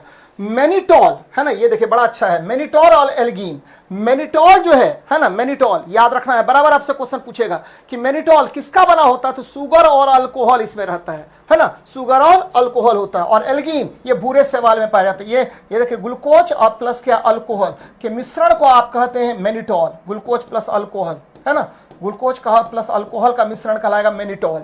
और एल्गीन ये क्या कहलाएगा, तो भूरे शैवाल में पाया जाता है, भूरे शैवाल में आपको पाया जाता है, लाल शैवाल में नहीं, भूरा शैवाल में पाया जाता है। ये भी एक तरह से स्टार्च है, पाया जाता है, ध्यान में रखिएगा, ये भी एक स्टार्च का प्रकार है। लिमनेरिया है ना, लिमनेरिया और सेलुलोज। सेलुलोज में क्या होगा, तो आपको पता है सेलुलोज में भी, सेलुलोज में भी, ठीक है, पॉलीसेकेराइड या ग्लूकोज होता है, और इसमें ठीक है अल्फा ग्लाइकोसाइडिक बंध नहीं, बीटा ग्लाइकोसाइडिक बंध होता है। तो ये ग्लूकोज आ गया है ना, ग्लूकोज अब प्लस क्या हुआ, तो भाई मेरे ये होता है यहां पर बीटा ग्लाइकोसाइडिक बंध। मनुष्य इसे पचा नहीं सकेगा है ना, ये स्टार्च नहीं है, ध्यान में रखेगा, ये स्टार्च नहीं है ना। लिमनेरिया में भी आपको स्टार्च नहीं होता है, लिमनेरिया में भी आपको स्टार्च नहीं होता है, ध्यान में रखना है, बराबर आपसे क्वेश्चन पूछेगा है ना। तो याद रखिए अब क्या, फ्लोरिडी स्टार्च जो मनुष्य आपको पचा लेगा है ना, मनुष्य पचा लेगा, ये किसमें होगा, तो आपके ए नंबर में होगा। इसीलिए ठीक है लाल शैवाल को मनुष्य खा भी लेता है ना, ध्यान में रखना है, क्योंकि इसमें माइलोपेक्टिन और ग्लाइकोजेन पाया जाता है जो मनुष्य के शरीर के लिए क्या है, शरीर के द्वारा पचा लिया जाता है। नेक्स्ट देखिए, मनुष्य में गुर्दे को मूत्राशय से जोड़ने वाली नलिका को क्या कहते हैं, है ना, ध्यान में रखना भाई मेरे, क्या कह रहा है कि मनुष्य में ठीक है गुर्दे से, तो गुर्दा से कौन जोड़ेगा, तो गुर्दा से मूत्राशय को जोड़ने वाली नली आप लोग बताइए क्या कहते हैं, मूत्रवाहिनी कहते हैं, मूत्रवाहिनी कहते हैं, ध्यान में रखिएगा, मूत्रवाहिनी कहते हैं। नेफ्रॉन जो है ये क्या करता है, तो रक्त को छान कर मूत्र बनाता है, रक्त को छान कर मूत्र बनाता है, ध्यान में रखिएगा, छान कर मूत्र बनाता है। चलिए अच्छी बात है, मूत्र बनाता है, किसको, रक्त को छानेगा, और मूत्र बनाने का काम कौन करता है, तो ध्यान में रखिएगा नेफ्रॉन करेगा। यूरिनरी ट्रैक्ट जो है याद रखिएगा, इसमें बहुत सारे चीज मिलकर के यूरिनरी ट्रैक्ट का निर्माण करता है। जैसे ठीक है आपको क्या, यूरेथ्रा है ना, यूरेथ्रा, जैसे आपको ले लीजिए किडनी है ना, जैसे ले लीजिए आपका क्या, तो आपको लीजिए ये यूरेटर है ना, सब मिल करके आपको क्या बनाता है, तो आपको यूरिनरी, ठीक है, यूरिनरी ट्रैक्ट का निर्माण करता है। तो ये ध्यान में रखना है भाई मेरे, बार बार आपसे क्वेश्चन पूछेगा कि किडनी की इकाई को आप क्या कहते हैं, तो किडनी की इकाई को ठीक है आप मूत्रवाहिनी, किडनी की इकाई को आप नेफ्रॉन कहते हैं, नेफ्रॉन कहते हैं, एकदम ध्यान में रखना है, नेफ्रॉन कहते हैं। और ये जो मूत्र होता है, मूत्र जो होता है इसमें सबसे अधिक मात्रा में क्या होता है, सबसे अधिक मात्रा में जल होगा, उसके बाद क्या होगा, तो यूरिया होता है ना, ये ठीक है, उसके बाद क्या होता है, तो ध्यान में रखिएगा कि यूरिक अम्ल होता है, यूरिक अम्ल होता है, उसके बाद क्या होता है, तो उसके बाद क्रिएटिनिन होता है, क्रिएटिनिन होता है, उसके बाद क्या होता है आपके यूरिन में, तो ध्यान में रखना भाई मेरे, आपके मूत्र में एक और चीज होगा, लवण होगा, यानी मुक्त आयंस, मुक्त आयन भी होते हैं किसके, आपके मूत्र में, तो याद रखना है। और यही यूरिया जो है बाद में अपघटित होकर अमोनिया बना लेता है, जो ठीक है आपको दुर्गंध पैदा करता है। नेक्स्ट देखते हैं, निम्नलिखित में से कौन सी स्थिति बुढ़ापा दर्शाती है ना, बुढ़ापा आ गया, क्या हो गया, जैसे बुढ़ापा आएगा तो आपको पता है कि बीएमआर रेट, ये इसको बोलते हैं बीएमआर रेट, याद रखना भाई मेरे तरफ देखिए आप लोग, बीएमआर रेट ठीक है, इसको बोलते हैं basal metabolic rate, basal metabolic rate, एकदम ध्यान में रखना है, बेसल मेटाबॉलिक रेट, इसका मतलब क्या हुआ है ना, बेसल मेटाबॉलिक रेट ये घट जाता है, यानी उत्तकों द्वारा ऑक्सीजन उपयोग की क्षमता, उत्तकों द्वारा किसके द्वारा, उत्तकों द्वारा ऑक्सीजन उपयोग की क्षमता, ऑक्सीजन उपयोग की क्षमता आपको इसे ही क्या कहते हैं, तो बीएमआर कहते हैं, बेसल मेटाबॉलिक रेट कहते हैं, तो ये घट जाता है। उपचय का बढ़ना, देखिए उपचय घट जाता है। एनाबॉलिज्म में क्या होगा, घट जाएगा। एनाबॉलिज्म में नए नए प्रकार के, ठीक है, आपको अणुओं का निर्माण ये घट जाएगा। नए नए प्रकार के अणुओं का, एनाबॉलिज्म का मतलब हुआ नए नए, ठीक है, प्रकार के अणुओं का निर्माण, है ना, प्रकार के अणुओं का निर्माण यहां घट जाएगा। अणुओं का निर्माण क्या होगा, तो घट जाएगा भाई मेरे, ये भी घट जाएगा। निर्माण आपको तीव्र गति से घट जाएगा, एकदम ध्यान में रखिएगा, निर्माण घट जाएगा, है ना। अब देखिए उपापचयी क्रिया, मेटाबॉलिक का क्रिया का घटना, है, बूढ़ा देखिएगा खाना पीना खाना कम कर देता है, मेटाबॉलिक रेट क्या होगा, ये भी आपका घट जाएगा। तो भाई मेरे एकदम याद रखना, इसमें से कोई नहीं, सब यहाँ पर बढ़ना बढ़ना दिया हुआ, इसीलिए आप आंसर मारिए ई नंबर, है ना। तो ध्यान में रखना है, बड़ा अच्छा बात है। ऑक्सीजन आपका उत्तक जितना ज्यादा ऑक्सीजन का यूज करेगा उसी को बोलते हैं बेसल मेटाबॉलिक रेट, है ना, ध्यान में रखिएगा। हसियाकार कोशिका रक्तअल्प, ये देखिए इसको बोलते हैं सिकल सेल एनीमिया, ध्यान में रखिएगा बच्चे, सिकल सेल एनीमिया ये क्या होता है, तो आपको जो आपका हेमोग्लोबिन है या आपका एक तरह से आरबीसी है, एनीमिया, है ना, ये देखिए इसका आकार कैसा हो जाएगा, ये ऐसे हो जाता है, हसिया के समान हो जाता है। और इसमें, ठीक है, ये देखिए HBS, है ना, आपको जिन का निर्माण होता है, याद रखना, जिन का निर्माण होता है। मैंने क्या कहा कि आरबीसी का आकार, याद रखना बच्चे, आरबीसी का आकार, ठीक है, किसमें, तो सिकल सेल एनीमिया में, ठीक है, हसिये के समान हो जाता है, हसिये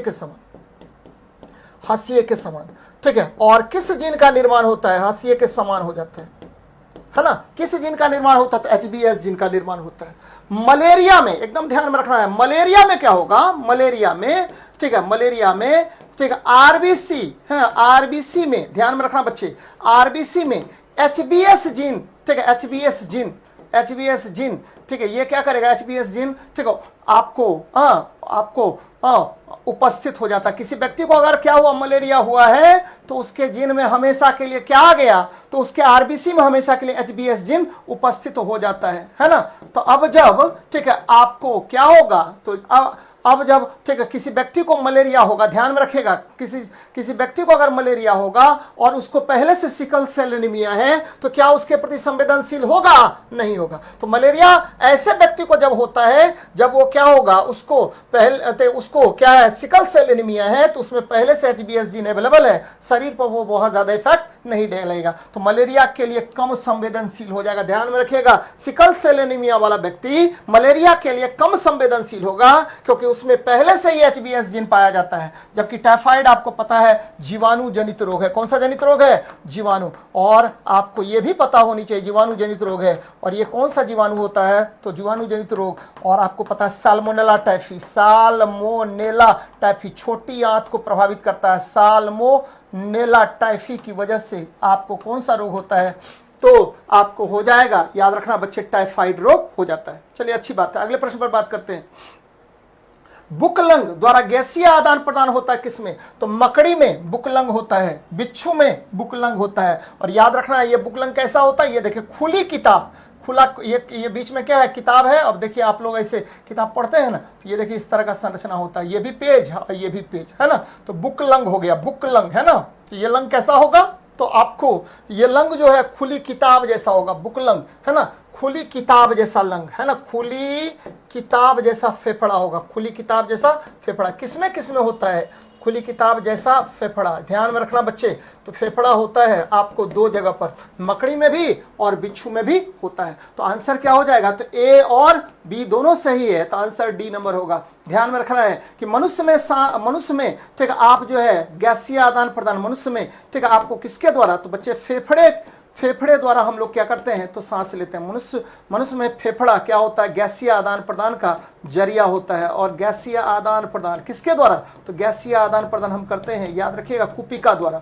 आदान प्रदान कुपिका द्वारा करते हैं, है ना। कुपिका मतलब क्या होगा, है ना, कुपिका मतलब हो गया आपको एल्वियोली द्वारा होता है, कुपिका द्वारा होता है। तो ये ध्यान में रखिएगा, बड़ा अच्छा प्रश्न है, बराबर आपसे क्वेश्चन पूछेगा, है ना। तो याद रखना इसका आंसर हो जाएगा डी नंबर। नेक्स्ट देखते हैं, चलिए, तो बहुत सारा टेस्ट है। चलिए, हरितहीन पौधे, हरे पौधे जैसे ही महत्वपूर्ण होते हैं, क्योंकि वह हरितहीन पौधे किसको कहते हैं, है ना। ध्यान में रखिएगा, हरितहीन पौधा आपको एनसीईआरटी कहता है कि ये दो चीज हो सकता है। एक तो जीवाणु हो सकता है ना, जीवाणु जिसमें जो अवायवीय जीवाणु हो, अवायवीय है ना, अवायवीय जीवाणु है ना। दूसरा आपको क्या होगा, कवक हो सकता है ना। और ये क्या करेगा, तो ध्यान में रखिएगा, मनुष्य में भी रोग पैदा कर सकता है, ठीक है। जीवाणु आपको, ठीक है, अनेक उद्योग में भी उपयोगी होगा, जैसे कवक का उपयोग पनीर है ना, पनीर निर्माण में, या आप कह सकते हैं, ठीक है, साइट्रिक एसिड के निर्माण में, या अन्य प्रकार के पदार्थों के निर्माण में होता है। ध्यान में रखना भाई मेरे, साइट्रिक एसिड में या अन्य प्रकार के पदार्थों में होता है। और मृत प्राणी और पौधे में रोग उत्पन्न करने में भी इसका उपयोग होता है। यानी ये भी होगा, ये भी होगा, ये भी होगा। आंसर हो जाएगा आपका डी नंबर। ध्यान में रखिएगा, हरितहीन पौधा है ना, आपको जो एनसीईआरटी है वो क्या कहता है कि ये जीवाणु होगा या कवक होगा, है ना। और जीवाणु और कवक पृथ्वी पर सबसे बड़ा क्या है, तो मृत प्राणी है बच्चे, ठीक है। इसलिए ये कि सेप्रोफाइटिक है और ये पौधों में भी रोग उत्पन्न करता है। अनेक उद्योग में भी आप कवक का या जीवाणु का उपयोग करते हैं, और मनुष्य में रोग तो उत्पन्न करता ही है। इसीलिए आंसर आपको डी नंबर होगा। और हरितहीन पौधा, ये मत समझिएगा ये गलत दिया है, इसका जो है इंग्लिश गलत किया है। क्लोरेटिक प्लांट्स का मतलब हुआ ओक, ओक का पौधा को क्लोरेटिक प्लांट्स कहते हैं, है ना। तो ये इसका गड़बड़ है। हरितहीन पौधा जो है वो जीवाणु या कवक को कहते हैं। चलिए नेक्स्ट देखते हैं, प्रकाश संश्लेषण में परिपाचन शक्ति क्या होता है। तो देखिए, प्रकाश संश्लेषण में परिपाचन शक्ति, है ना, इसका भी इंग्लिश गड़बड़ है। ये एसिमिलेशन पावर होता है, एसिमिलेशन पावर। ध्यान में रखिए भाई मेरे, देखिए बड़ा अच्छा प्रश्न है। एसिमिलेशन पावर, एसिमिलेशन पावर की बात करते हैं, क्या कह रहा है, तो प्रकाश संश्लेषण में परिपाचन शक्ति किसका होगा। तो भाई आपको पता है कि एटीपी जो है, एटीपी यह, ठीक है, यह CO2 का स्थिरीकरण करता है ना। CO2 का स्थिरीकरण करता है, एकदम याद रखिएगा, स्थिरीकरण करता है। कौन सा साइकिल में, तो स्थिरीकरण करता है कौन सा साइकिल में, तो केल्विन साइकिल में। एकदम ध्यान में रखिएगा, केल्विन साइकिल में स्थिरीकरण करेगा। एटीपी ऊर्जा चाहिए। और फिर क्या होगा, तो भाई मेरे उसके तुरंत बाद आपको कौन, तो NAD, ठीक है, PH2 निकोटिनामाइड एडिनोसिन डाइफॉस्फेट, ये क्या करता है, तो ठीक है, आपको CO2 का अपचयन कर, ध्यान में रखिएगा, अपचयन कर किसका निर्माण करेगा, तो ग्लूकोज का निर्माण करता है, ग्लूकोज निर्मित करता है। यानी आपको याद रखना है कि, ठीक है, आपके प्रकाश संश्लेषण में डाइजेस्टिव पावर के लिए दोनों उपयोगी है। कौन कौन, तो एटीपी और NADPH2 दोनों उपयोगी है। क्या मैंने कहा कि देखिए भाई, प्रकाश संश्लेषण में एटीपी क्या करेगा, तो CO2 का स्थिरीकरण करेगा, और दूसरा NADPH2 क्या करेगा, तो CO2 का अपचयन कर ग्लूकोज निर्मित करता है ना। बड़ा इंपॉर्टेंट है, बराबर आपसे क्वेश्चन ये पूछेगा। और ध्यान में रखिएगा, एसिमिलेशन पावर इसको कहा जाता है, ठीक है, प्रकाश संश्लेषण का। चलिए, विलो की लकड़ी किस में प्रयुक्त होता है, तो क्रिकेट के बल्ले में, है ना। ध्यान में रखिएगा, क्रिकेट के बल्ले में विलो सेलिस अल्वा कहते हैं। ध्यान में रखना भाई मेरे, विलो के पौधे के पत्तियों से, बड़ा इंपॉर्टेंट है, विलो के पौधे के पत्तियों से, है ना, पत्तियों से, ठीक है, यानी लिप्स से क्या प्राप्त करते हैं, तो लिप्स से याद रखना है, तो आप एस्पिरिन प्राप्त करते हैं, एस्पिरिन प्राप्त करते हैं। ध्यान रखना बच्चे, बड़ा इंपॉर्टेंट है, एस्पिरिन प्राप्त करते हैं, है ना। और इसको क्या कहेंगे, तो एस्पिरिन को याद रखना है, एस्पिरिन को एसिटाइल सैलिसाइक्लिक एसिड कहते हैं, एसिटाइल सैलिसाइक्लिक एसिड कहते हैं। ध्यान में रखिएगा, एसिड कहते हैं, एकदम बहुत इंपॉर्टेंट है, बराबर आपसे क्वेश्चन पूछेगा, है ना, कि एस्पिरिन क्या होता है, एसिटाइल सैलिसाइक्लिक एसिड होता है। लेकिन क्वेश्चन ये पूछ रहा है कि लकड़ी से, है ना, तो लकड़ी से क्रिकेट का बल्ला बनता है। दवाई, इन्हें के कंफ्यूजन में दवाइयों मार दीजिएगा, पत्तियों से दवाई बनता है ना। ध्यान में रखना बच्चे, आंसर यही होगा। नेक्स्ट देखते हैं, घटते हुए क्रम में मानव शरीर में विद्यमान प्रमुख तत्व कौन है। तो भाई आपको मनुष्य के शरीर में कौन कौन सा तत्व है देख लीजिए। मनुष्य के शरीर में कौन कौन सा तत्व होगा भाई मेरे शरीर में तत्व, देखिए कौन कौन होगा। तो O सबसे ज्यादा, ऑक्सीजन, है ना, कितना परसेंट, 65%। O, उसके बाद C कितना परसेंट, 18.5% कार्बन। उसके बाद कौन, H कितना, तो लगभग 9.5% के आसपास, OCH। N कितना परसेंट, तो बच्चे ये देखिए 2.5% के आसपास, 3 भी कही गए हैं लेकिन 2.5 आप मारिए, हाँ 2.5%। OCHN का ये 1.5% के आसपास, OCHN का, फिर क्या P 1% के आसपास, KP OCHN KP K है ना, ये कितना 0.4% के आसपास, KS कितना 0.03 ना 0.3% के आसपास सल्फर। उसके बाद कौन है, OCHN का PKS ना, है ना, और उसके बाद होता जाएगा, बहुत होता जाएगा, है ना, KPKS ना करते जाइए। तो बच्चे ये देखिए क्या होगा, सबसे पहले कैल्शियम यहाँ से शुरू हो रहा है ना, यहाँ से शुरू हो रहा है। पहला नंबर पर कौन है, कैल्शियम। दूसरे नंबर पर क्या है, फास्फोरस, है ना। तीसरे नंबर पर क्या है, पोटेशियम। चौथे नंबर पर क्या है, सल्फर। पांचवें नंबर पर कौन है, तो इस तरह से होता जाएगा। तो चौथे नंबर पर ये देखिए एक मतलब इससे ये छोड़ा हुआ है, ऑक्सीजन, कार्बन, हाइड्रोजन, नाइट्रोजन के बाद की बात कर रहे हैं। तो सबसे अधिक ऑक्सीजन, उसके बाद फास्फोरस, ठीक है, और कैल्शियम, उसके बाद फास्फोरस, यहाँ पर देखिए तीसरे नंबर पर, चौथा नंबर पर, है ना। तो ये आंसर हो जाएगा, है ना। याद रखना सबसे अधिक मात्रा में आपके शरीर में ऑक्सीजन पाया जाता है, उसके बाद कार्बन, उसके बाद हाइड्रोजन, उसके बाद नाइट्रोजन। इस ऑप्शन के आधार पर हमने सेट किया है इसको, है ना। तो ऑप्शन के आधार पर सबसे ज्यादा धातु आपके शरीर में कौन, तो कैल्शियम पाया जाता है। ये नहीं मारिएगा, ये वाला नहीं मारिएगा। चलिए आपका आंसर शायद यही दिया हुआ है।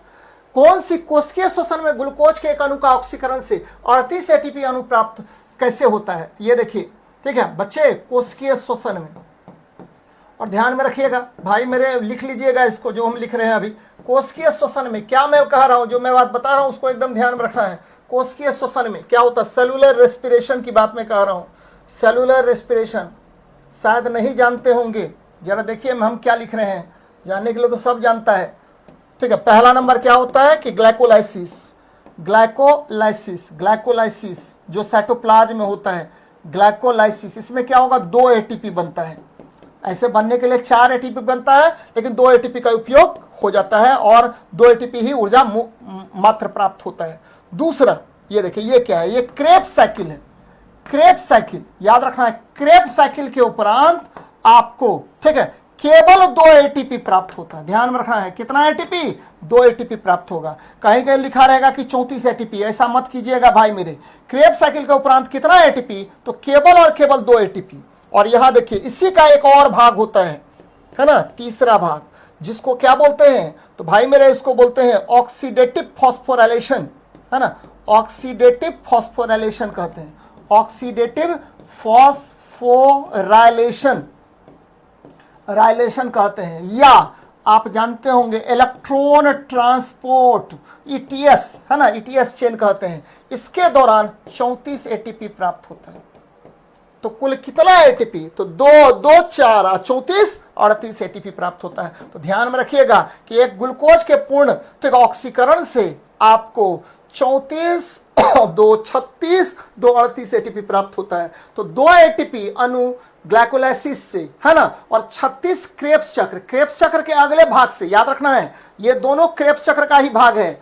ये क्रेब्स, कभी कभी क्या होगा कि आपको डायरेक्ट ये क्रेब्स चक्र, क्रेब्स साइकिल ना पूछ करके, ठीक है, ऑक्सीडेटिव फास्फोराइलेशन पूछेगा। भाई क्रेब्स चक्र का अंतिम चरण जो है, जिसमें ऊर्जा सबसे ज्यादा मात्रा में प्राप्त होता है, उसको बोलते हैं ऑक्सीडेटिव फास्फोराइलेशन, या ETS सप्लाई बोलते हैं, ETS चेन बोलते हैं, इलेक्ट्रॉन ट्रांसपोर्ट चेन कहते हैं भाई, है उसके दौरान। तो ये देखिए यहां पर क्या होगा, तो 2 एटीपी अणु ग्लाइकोलाइसिस में और 36 क्रेब्स चक्र में, है ना, 2 एटीपी अणु ग्लाइकोलाइसिस में और 36 इलेक्ट्रॉन परिवहन तंत्र में, है ना। ये देखिए थोड़ा सा इसको देखिए अच्छे से, कह रहा 2 एटीपी अणु ग्लाइकोलाइसिस में और 36, ठीक है, आपको इलेक्ट्रॉन ट्रांसपोर्ट चेन में, है ना। तो अब देखिए 2 एटीपी अणु माइटोकॉन्ड्रिया के बाहर, और ये देखिए ये पूरा गड़बड़ दिया हुआ है ना। ऐसे इसको क्या क्या देना चाहिए, तो इसमें ही घुसा देना चाहिए। अगर नहीं घुसा रहा है तब क्या करेंगे, तो तब भाई याद रखना है कि आपको आंसर क्या मार देना है, आंसर मार देना है केवल और केवल ए नंबर। क्या मार देना है, ए नंबर, है ना। मैंने क्या कहा कि ETS जो है वो क्रेब्स चक्र का ही भाग है। ध्यान में रखिएगा, ETS जो है क्रेब्स चक्र का ही भाग है। ETS, है ना, ETS या इलेक्ट्रॉन, ठीक है, इलेक्ट्रॉन ट्रांसपोर्ट सिस्टम जो है, ठीक है, यह क्रेब्स चक्र का ही भाग है। कहीं से भी कंफ्यूजन नहीं रखिएगा, क्रेब्स चक्र का ही भाग है। और इसको बायफरगेट करके अगर देता भाग है, चलिए बहुत अच्छी बात है भाई मेरे, ये ध्यान में रखिएगा, आंसर हो जाएगा ए नंबर ही। चलिए बहुत अच्छी बात है, अगले प्रश्न पर बात करते हैं। 10 दिनों से अधिक दिन तक उपवास करने पर लीवर पर क्या प्रभाव पड़ता है।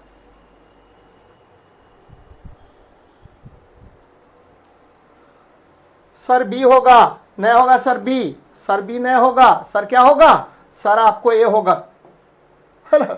चल 10 दिनों से अधिक दिन तक उपवास करने पर लीवर पर क्या प्रभाव पड़ता है? तो भाई मेरे 10 दिन से अधिक उपवास करने पर पहले तो क्या होगा, ठीक है, ये देखिए, है ना, याद रखना है 24 से 48 घंटा में, पहला नंबर 24 से 48 घंटे में क्या होता है भाई मेरे, घंटे में, ठीक है, लीवर में आपको पता है, लीवर में, ठीक है, 200 ग्राम ग्लूकोज होता है, 200 ग्राम ग्लाइकोजन होता है, समाप्त हो जाएगा, ग्लाइकोजन समाप्त। ग्लाइकोजन मतलब क्या हुआ भाई मेरे, ठीक है, यहां पर ग्लूकोज ही है, ग्लूकोज टूट करके, ठीक है, ग्लाइकोजन टूट करके ग्लूकोज बनाता है, तो उस खत्म हो गया 24 से 48 घंटे में मैक्सिमम, है ना, खत्म। अब क्या होगा, यानी लीवर में ग्लूकोज का स्तर कम हो जाता है, ये तो पक्का होगा। अब क्या होगा, और बात करते हैं, दूसरा नंबर ध्यान दीजिए भाई मेरे, जैसे ही समय बढ़ेगा तो आपको, ठीक है, क्या होगा, तो ग्लाइकोनियोजेनेसिस होगा, ग्लाइकोनियोजेनेसिस होगा, ध्यान में रखिएगा, ग्लाइकोनियोजेनेसिस होगा, यानी आपको ग्लाइकोनियोजेनेसिस होता है, क्या होता है इसका मतलब, इसका मतलब होता है कि आपको, ठीक है, एमिनो एसिड ध्यान में रखिएगा, एमिनो एसिड अब प्लस क्या, तो आपको, ठीक है, एमिनो एसिड और आपका जो भी, ठीक है, क्या है, तो वसा है, वसा ना, वसा मत कीजिए, इसको कहिए ग्लिसरॉल, है ना, ग्लिसरॉल टूटने लगता है, ग्लिसरॉल लीवर द्वारा तोड़ा जाता है, लीवर द्वारा तोड़ा जाता है, ध्यान में रखिएगा, लीवर द्वारा टूटता है, तोड़ा जाता है। फिर क्या होगा, 2-4 दिन और भूखे रह गए, है ना, ध्यान में रखिए बच्चे, 2-4 दिन और भूखा रह गया। तीसरे नंबर पर क्या होगा, तो तीसरे नंबर पर याद रखिएगा कि आपको, ठीक है, वसा का, ठीक है, वसा का वसीय उत्तक से, वसीय उत्तक मतलब एडिपोज टिश्यू, वसीय उत्तक से है, उत्तक से प्रवाह लीवर के तरफ होगा, प्रवाह लीवर के तरफ होगा, ध्यान में रखिए बच्चे, लीवर की ओर होगा, लीवर की ओर होगा। और जब वसा का प्रवाह लीवर की ओर होगा वसी उत्तक से, तो ध्यान में रखिए वसा है क्या, ट्राइग्लिसराइड्स है, ट्राइग्लिसराइड्स है भाई, ग्लाइसराइड्स है ना, तो ग्लिसराइड्स है, ये आपको लीवर में ज्यादा मात्रा में ट्राइग्लिसराइड्स आने लगेगा, है ना। तो ये देखिए क्या मैं कह रहा हूं, लीवर में ज्यादा आने लगेगा, तो लीवर में ग्लूकोज का स्तर अधिक हो जाता है, तो पहले मैंने कहा ग्लूकोज का स्तर कम हो जाता है, 24 से 48 घंटा में ग्लूकोज का स्तर कम होने लगेगा, लीवर में ग्लूकोज का स्तर, ये गलत हो गया, लीवर में ट्राइग्लिसराइड घटने लगता नहीं भाई, मैंने क्या कहा कि 6 दिन 7 दिन के बाद उल्टा हो जाता है, जितना भी वसा है एडिपोज टिश्यू में आपके शरीर के अंदर जमा हुआ, वो क्या हो, उसका प्रवाह किधर की ओर होने लगेगा, लीवर में, और लीवर में, ठीक है, ट्राइग्लिसराइड की मात्रा क्या होगी, बढ़ने लगेगी, ना कि घटने लगेगी, है ना। और ठीक है 15 दिन 20 दिन 25 दिन 30 दिन अगर हो जाएगा तब जाकर के लीवर में ट्राइग्लिसराइड का मात्रा घटने लगेगा। ये ठीक है आपको 20 दिन के बाद है, ध्यान में रखिएगा, 20 दिन 15 से 20 दिन के बाद की बात है, हाँ 15 से 20 दिन के बाद की बात है। लेकिन यहां पर कह रहा है कि 10 दिनों से अधिक, है ना, कह रहा ना 10 दिनों से अधिक, तो 10 दिन में ज्यादा कुछ होगा नहीं, ठीक है, लीवर में अति ट्राइग्लिसराइड की मात्रा बढ़ेगी, तो आंसर केवल यही मारिएगा भाई। चलिए अच्छी बात है, अगले प्रश्न पर बात करते हैं। कालाजार रोग किसकी वजह से होता है, तो लिस्मेनिया की वजह से होता है। और कालाजार याद रखिएगा सैंड फ्लाई के काटने से होता है, बालू मक्खी के काटने से होता है। बालू मक्खी जब काट लेता है तो यही रोग होता है, बालू मक्खी, है ना, एकदम याद रखिए बच्चे, बालू मक्खी के काटने से यह रोग होता है। जियार्डिया, जियार्डियसिस रोग होता है, ध्यान में रखिएगा, जियार्डियसिस होता है, जियार्डियसिस या क्या आंत की बीमारी है, जियार्डियसिस रोग होता है, आंत का रोग है बच्चे, आंत का रोग है ना, आंत का रोग इसको कहा जाता है, आंत का रोग कहते हैं। क्या हो रहा है भाई, आंत का रोग कहते हैं। और ट्रिप्नोसोमा जो है, ध्यान में रखिएगा कि ट्रिप्नोसोमा जो है ये कौन सा रोग है, तो आपको पता है स्लीपिंग सिकनेस होता है ना, हाँ निद्रालु बुखार होता है ना, हाँ निद्रालु बुखार होगा, या चास रोग भी कहते हैं इसको, निद्रालु रोग या चास रोग भी इसको कहा जाता है, चास रोग होता है इसमें, है ना। तो ध्यान में रखिएगा बच्चे, कालाजार को याद रखिएगा ब्लैक फीवर भी कहते हैं, ब्लैक फीवर भी इसे कहा जाता है, ब्लैक फीवर भी कहते हैं, बड़ा खतरनाक होता है ना। एक मेरा मित्र था, उसको ब्लैक फीवर हो गया था और ठीक है सफदरजंग अस्पताल में बेचारा डेथ कर गया बहुत दिन पहले। चलिए अच्छी बात है। जातीय उद्भवन तब होता है जब एक जाति की विभिन्न आबादियों का क्या होगा, तो भाई जब तक, ठीक है, जातीय उद्भवन मतलब क्या हुआ कि speciation occurs when different population of the same species. मान लीजिए कि मानव जाति का उत्थान कब होगा, मानव जाति का उत्थान, ध्यान में रखिए बच्चे, मानव जाति का उत्थान कब होगा? जब, ठीक है, आपको, हाँ, जीन में परिवर्तन होगा, है ना, आपको क्या होगा? जेनेटिक आइसोलेशन होगा, जेनेटिक, ठीक है, जेनेटिक स्थानांतरण होगा, जेनेटिक आइसोलेशन होगा, स्थानांतरण होगा, ध्यान में रखिएगा, जेनेटिक स्थानांतरण होगा, तभी जाकर के स्थानांतरण होगा, ठीक है, होता है, तभी जाकर के आपको क्या होगा? ध्यान में रखिएगा कि आपको, ठीक है, जेनेटिक उद्भवन होगा या जाति उद्भव होगा। तो जेनेटिक अलगाव होना चाहिए बच्चे, जेनेटिक आइसोलेशन होना चाहिए। अगर ऐसा नहीं हुआ तो पॉपुलेशन, ठीक है, आबादी जो उसमें उद्भवन नहीं होगा, है ना, ध्यान में रखिएगा, स्पेसिएशन नहीं आएगा, ठीक है, उसमें भिन्नता नहीं आएगी, और ठीक है, आपको तरह तरह का आनुवांशिक रोग उसमें फैलेगा। तो ये ध्यान में रखना है। तो बड़ा अच्छा सवाल है और बहुत इंपॉर्टेंट है। चलिए मिलते हैं नेक्स्ट क्लास में, कल मॉर्निंग में भी क्लास है, आप लोग जुड़िएगा। मिलते हैं, जय हिंद, जय भारत।